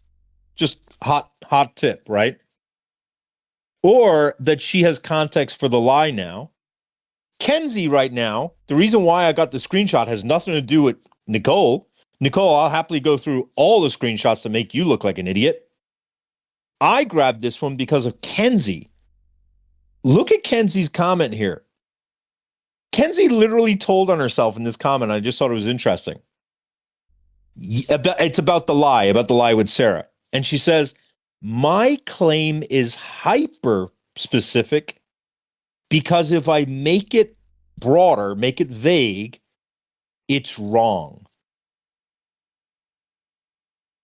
Kenzie is literally saying that the lie, she had to narrow the lie down to something really, really small, because if she didn't, she would be lying.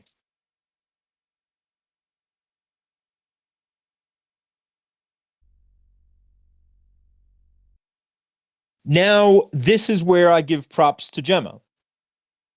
Gemma, you are a good person for doing this. And Gemma, this is the problem that people have today. They lack nuance. You did good. Genuinely, like, I'm not someone who, like, I'm not trying to say that I have the power to say good job, but it was so nice to see someone acting morally and trying to protect someone from harm. And Gemma, you deserve a lot of credit for that. I genuinely give you a tremendous amount of credit. To me, it shows to me that you are someone who actively wants to protect people. And I think that's great. Gemma said, hey, so I don't have a problem with it, but just so you know, the screenshot you posted, and that was about me and Mac, it has Bobby G's on it.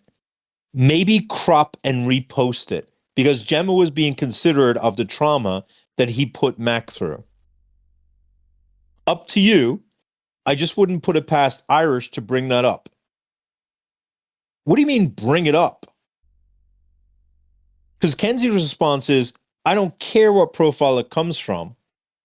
It's probably on a dozen profiles. The point is not whether it's on a dozen profiles. The point is that you're invoking a person who brought great trauma to Mac, and you did it intentionally.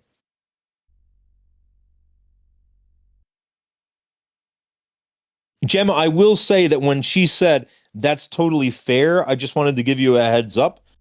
I know that you've stood up to Kenzie before. I don't quite know why you didn't stand up to her in that moment. I just think you should have said, if there's dozens of other profiles, go grab from one or the other. That's all.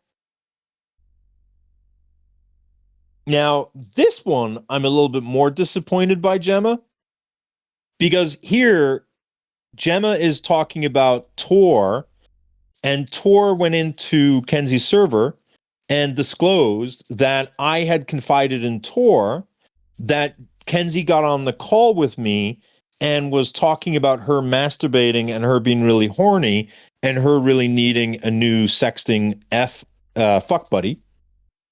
And that it made me feel really awkward, because while I've had women do that with me, and I don't really care all that much when that's happened, I just found Kenzie to be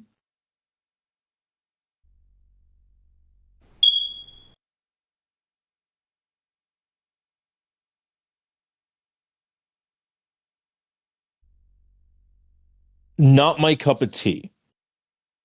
Thank you for that guidance, Anxious Ocelot. I found Kenzie to be so not my cup of tea that when someone who is so not your cup of tea is talking about having their fingers inside of themselves, you feel creeped out. You feel icky. You feel not good. And when you feel trapped with that person because of the fact that she shares a community with you and is a very important voice within your community, it's kind of hard for them to want to piss you off. So Gemma's talking about that. And Gemma says, he looks so effing stupid, it's unreal. Like, I don't know how he's going to make this work in his favor. Well, stick around. I think I did a pretty good job. Gemma then says, Tor talking about you mentioning masturbation is so insane. And then Kenzie says, to be honest, I don't even remember. The only thing that comes to mind is him calling me super late and asking if it was a good time. And I said, actually, I was just about to masturbate, but that was like years ago. And then Gemma, I didn't love your response where you said, like, question mark, question mark, question mark. I'm sure you weren't like, I'm going to go flick my bean while thinking about you, Irish. And then Gemma says, like, it sounds like it was just mentioned in casual conversation with friends. Gemma, if I told you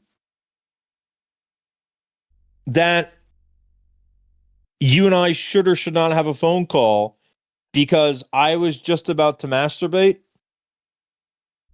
are you telling me that that's okay with you?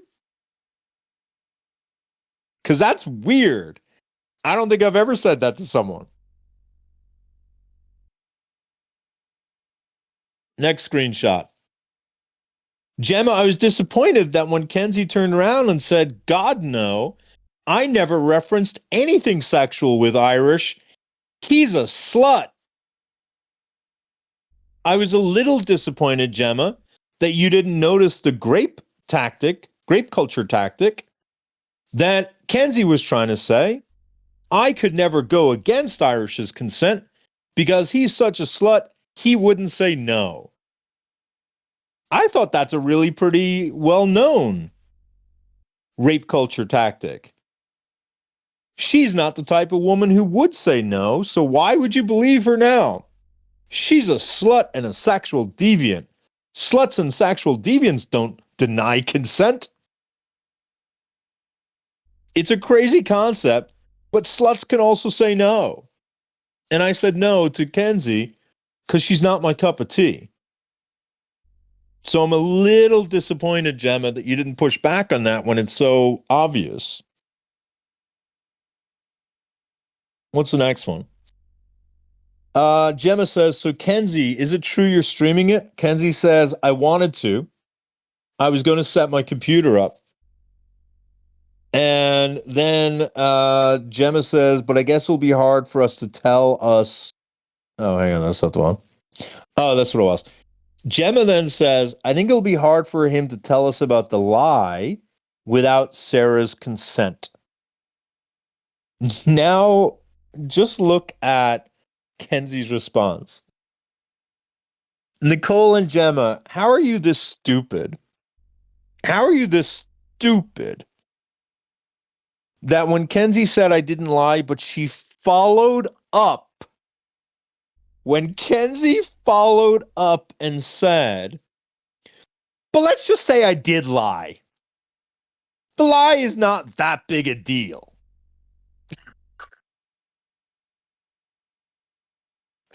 How are you that stupid that you didn't see that as the obvious confession? That was Kenzie getting scared and trying to minimize the lie in advance of being exposed. Hey, I didn't rape the woman. But let's say I raped the woman. Do we really care about that woman? Why are you even entertaining the option that you raped the woman? If you didn't do it, why are you entertaining option number 2, Kenzie? All right, what's this next one? Gemma says, the alleged lie better be so egregious. Roly Nicole says, but more importantly, how is Sarah feeling about this? Like, is Irish just using her as a pawn in his game against Kenzie? And he has the nerve to pretend I don't want to hurt Sarah? All of this falls back on Sarah. And Irish is willing to literally create a tornado, not caring who he pulls in. Wow. Nicole, do you feel stupid now? You moron. The fact that you're not in this Discord right now, begging for apologies right now, is crazy to me.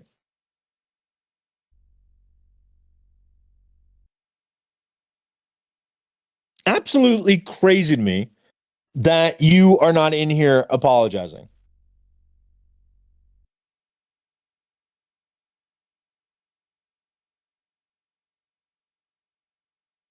So Rolly Nicoli then says, does Sarah want to be added into here for support?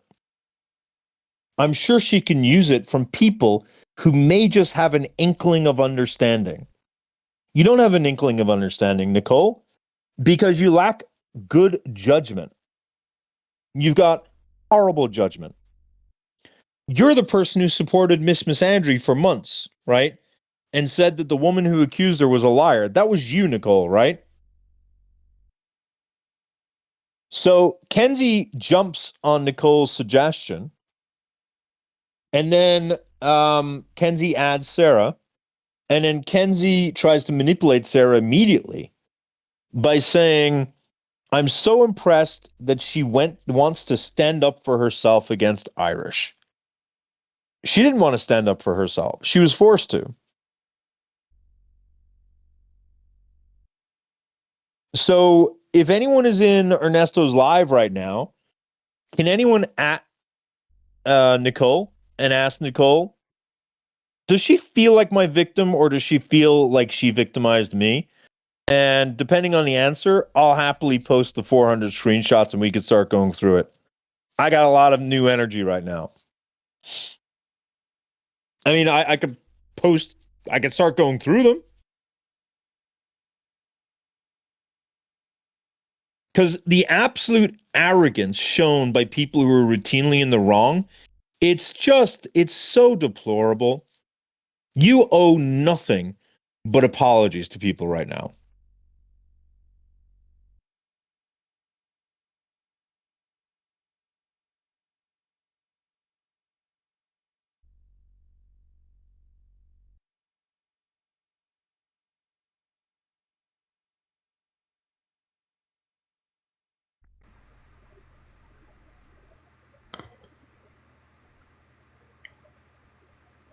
She hasn't said a thing since she started this, so I'm not even sure if she's still in the live.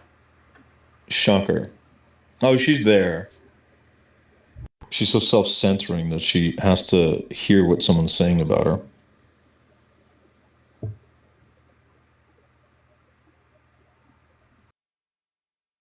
Well, I will start grabbing some stuff.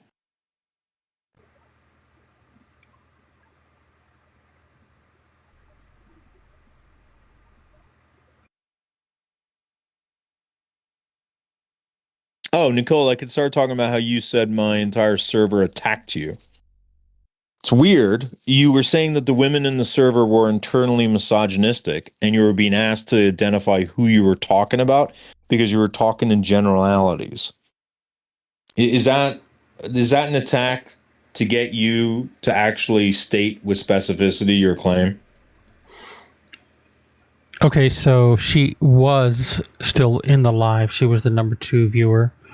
And I think when it was pointed out that she was still there, Impulse actually tagged her that you are here. She and ran. Then she left.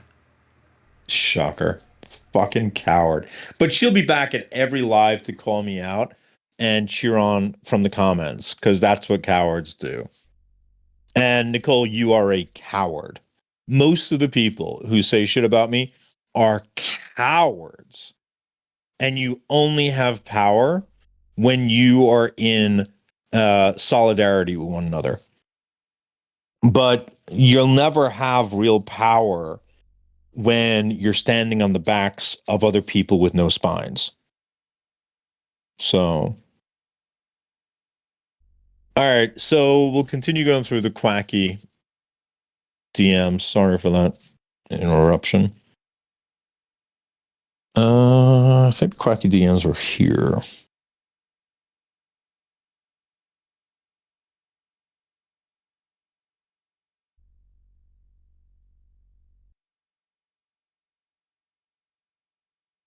Okay.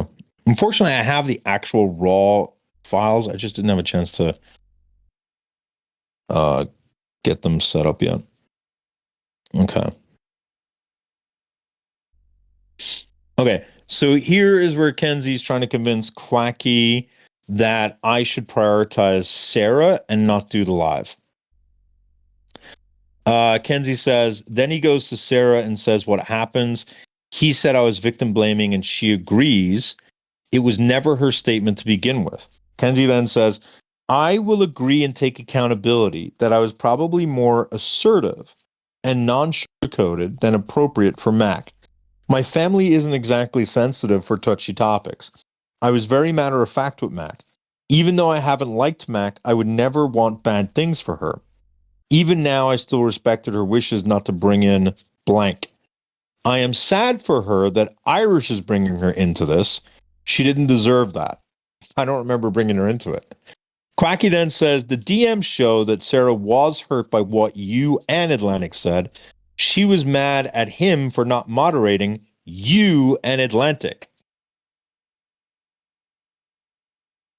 And Quacky says, but the reason it was gross, meaning when Sarah said that Kenzie was gross, the reason it was gross was because it was victim blamey, which it was. Kenzie says, even today, if you ask him, he'll tell you I was victim blamey on the live. Quacky says, you wore, I was there. Kenzie then says, I know you don't think I've obsessed about this, reviewed the live, taken the transcript out. Quacky says, I think you were trying to speak broadly and have a very nuanced convo that definitely came off victim blaming. Kenzie ran it through ChatGPT, talked with Brussels about it. Quacky says, LOL, we all know you love ChatGPT. I have no idea what Brussels' involvement is. She cut me off. Kenzie then says, I wasn't victim blaming, Quacky, and if you want those receipts, I'll give them. I am so upset because he gaslight me into believing that I was victim blaming. I believed him, Quacky. I carried so much guilt from that phone call. Does anyone for 1 second believe that Kenzie carries guilt? I spent 100 hours making a series for Sarah. Shouldn't make the series for Sarah. Quacky then said, but you do agree that Sarah told Irish she was hurt. And then Quacky says, do you understand now she was hurt and why? Kenzie says, yes, I explained it already. And I learned that because I talked to Sarah and because of my conversation, not because of my conversation with Irish. Quacky says, and then telling us she wasn't hurt and there was no impact was factually incorrect. Kenzie says, I don't remember saying she wasn't hurt, but that she didn't say I victim blamed her. That's always been my claim. That was Kenzie trying to make her claim hyper specific. And that's what she was referring to with Nicole and Emma, that she has to make the claim hyper specific. Otherwise, she's an undeniable liar. Quacky then says, remember you telling us about impact over intent? And then Kenzie says, initially, yes, but after we had spoken, the impact changed. I can't believe Kenzie was stupid enough to put that in writing. Kenzie's literally saying, yes, I hurt her, but I've spoken to her since. The hurt is now gone. It's not a fixed thing. And then Kenzie expresses jealousy over how Atlantic was treated because she views Atlantic as her sexual competition. Kenzie says that's not semantics. Quacky says it's okay that you hurt Sarah. Trying to make up for it was the right thing to do. I hurt her too. But you have to be honest when it comes to the fact that you told me she didn't have any problem with what you said and that Irish lied about it. Her DMs show she was in fact hurt and she did reach out to Irish. So Irish went into that convo with that information.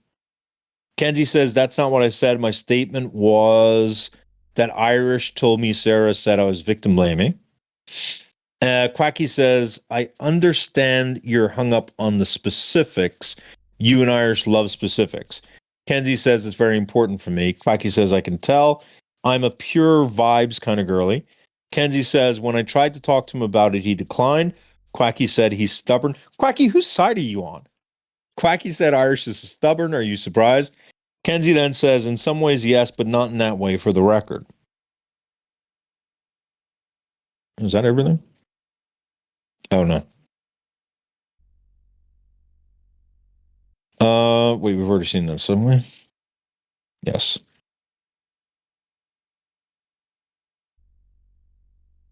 Oh, that's it. That's the whole chat. Okay. I'm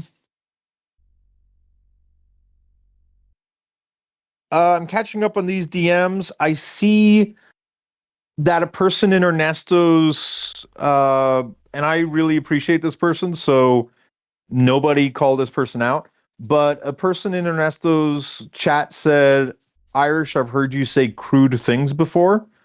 I don't deny that at all. I'm not quite clear I understand the point behind it, though. Hey, Nudka. Just saw you join. So the person who's saying, Irish, I've heard you say crude things before. Can you just explain what the significance of that is? I'm just not really tracking. I would strongly agree with what you're saying, but I'm not really sure I'm tracking the relevance of it. Wrap it up. I mean, I'm good to go. All right. I think we're going to. Here, I do have one. I don't know if I have a question or if I should just do a regular group call, because I've never talked about the revenge corn stuff publicly at all. And I am kind of curious, for those of you who saw all of the revenge corn stuff, I kind of want to hear people's opinions. I wish I'd seen people's reactions in real time. Em, you weren't even there for the group call, for the call about it.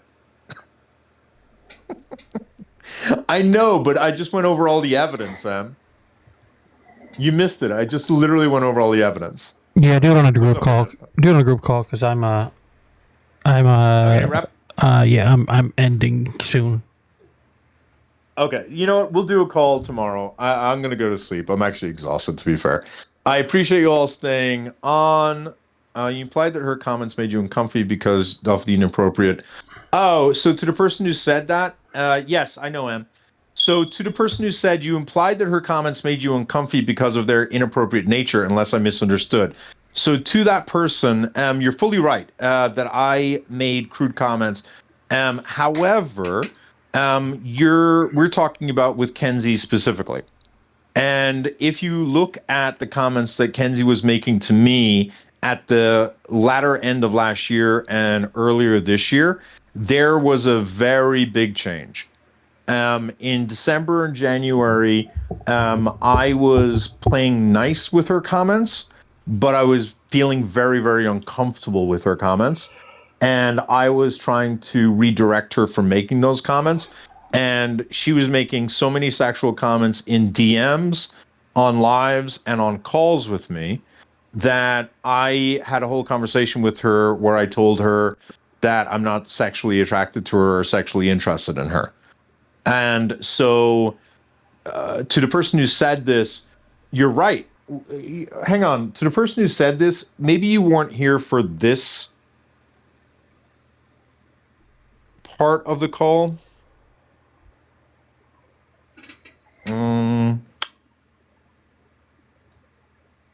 I can confirm that they weren't here for a majority of it. So Yeah. So you can ask Ernesto, because Ernesto was in this group chat, that as of early January, I was talking to friends, including Ernesto. Ernesto is one of the people in this group chat where I'm talking about, on that note, and no, I'm not looking to make a thing of this, but is no one else uncomfortable based on just how schmexual Kenzie is being? And the person in green, I don't want to say who they are. I'll be real with you. I love Kenzie, but her unreciprocated advances towards you are something. I get secondhand embarrassment for her. And person in green is saying, if you said that a year or two ago, I would have agreed with you. But in the past 4 to 6 months, it's been really wild. It's been really weird. Red, which is Ernesto says, I think she's more entitled to his attention than he's been giving her. And the way she's been acting seems to exhibit her getting under his skin, the way that him not giving her priority access gets under hers. And then I point out, Kenzie's getting very jealous with me, and she's also getting highly schmexual when I'm not responding to it. I think it may be because I'm not responding to DMs right now.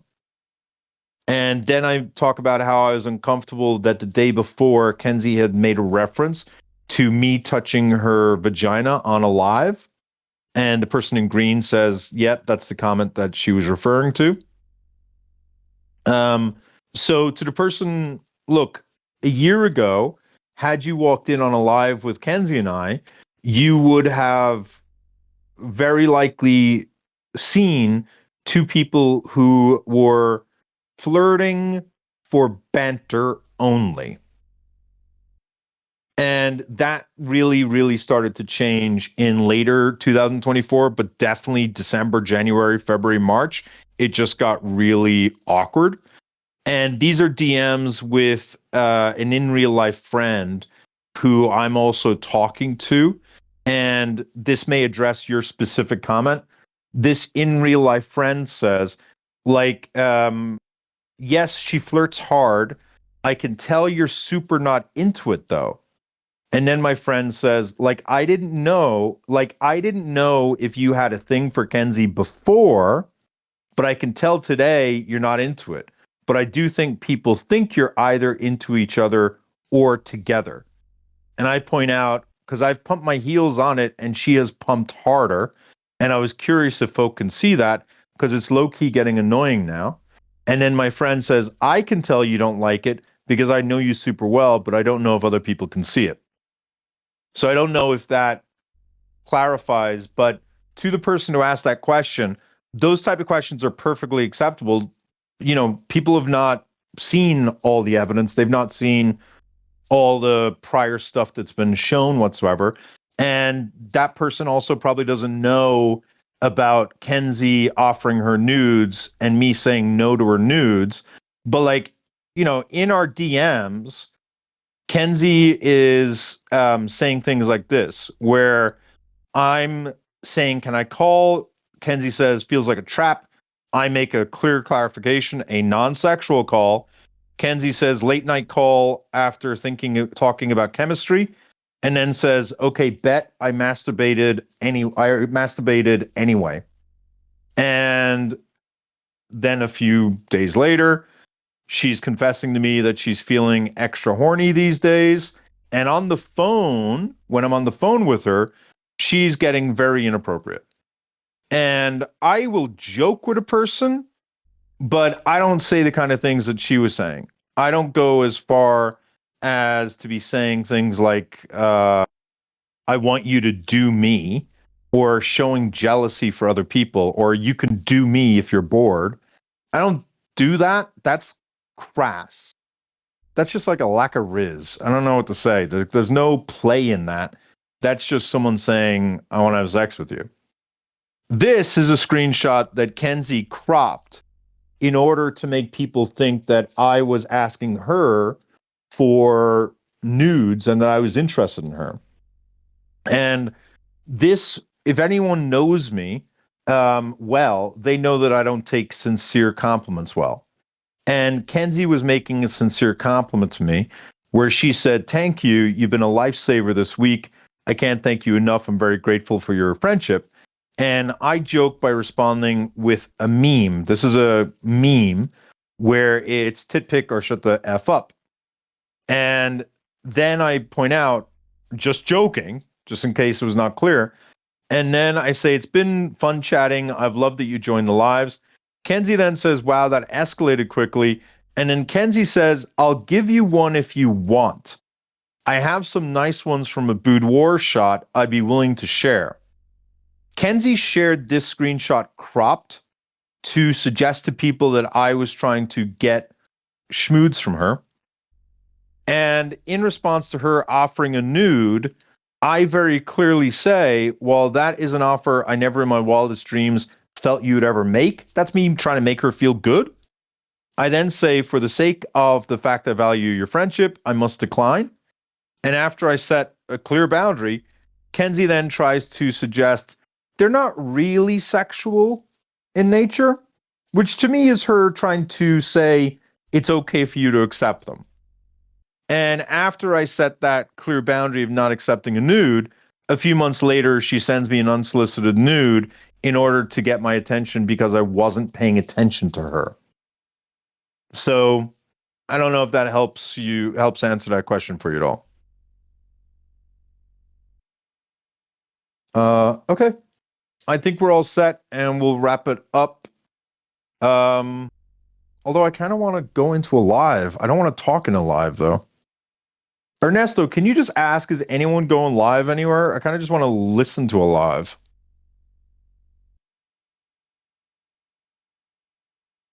I'll go hunting. All right. I appreciate everyone showing up. I'm going to end this. It's been fun. It's been real. Thank you all.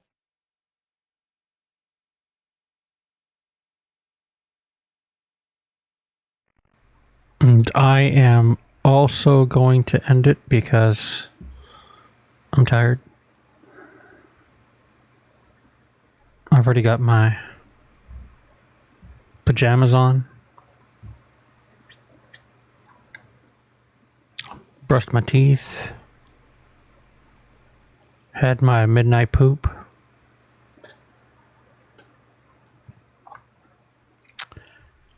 And now I'm going to get some rest. Maybe I'll have a 1:15 a.m. poop and then go to bed. We'll see. Anyway, this will not be on the YouTube, but y'all, I will post this one on YouTube. It's going to be a two-parter. The first part will be the first, before I had to end the live when I got a restriction. And then the second one will be, the second part. So, I wish I have time to go through and kind of, tag, like, timestamp it, but, yeah, I'm way too lazy for that. But, everyone have a good night. And I will see you next time.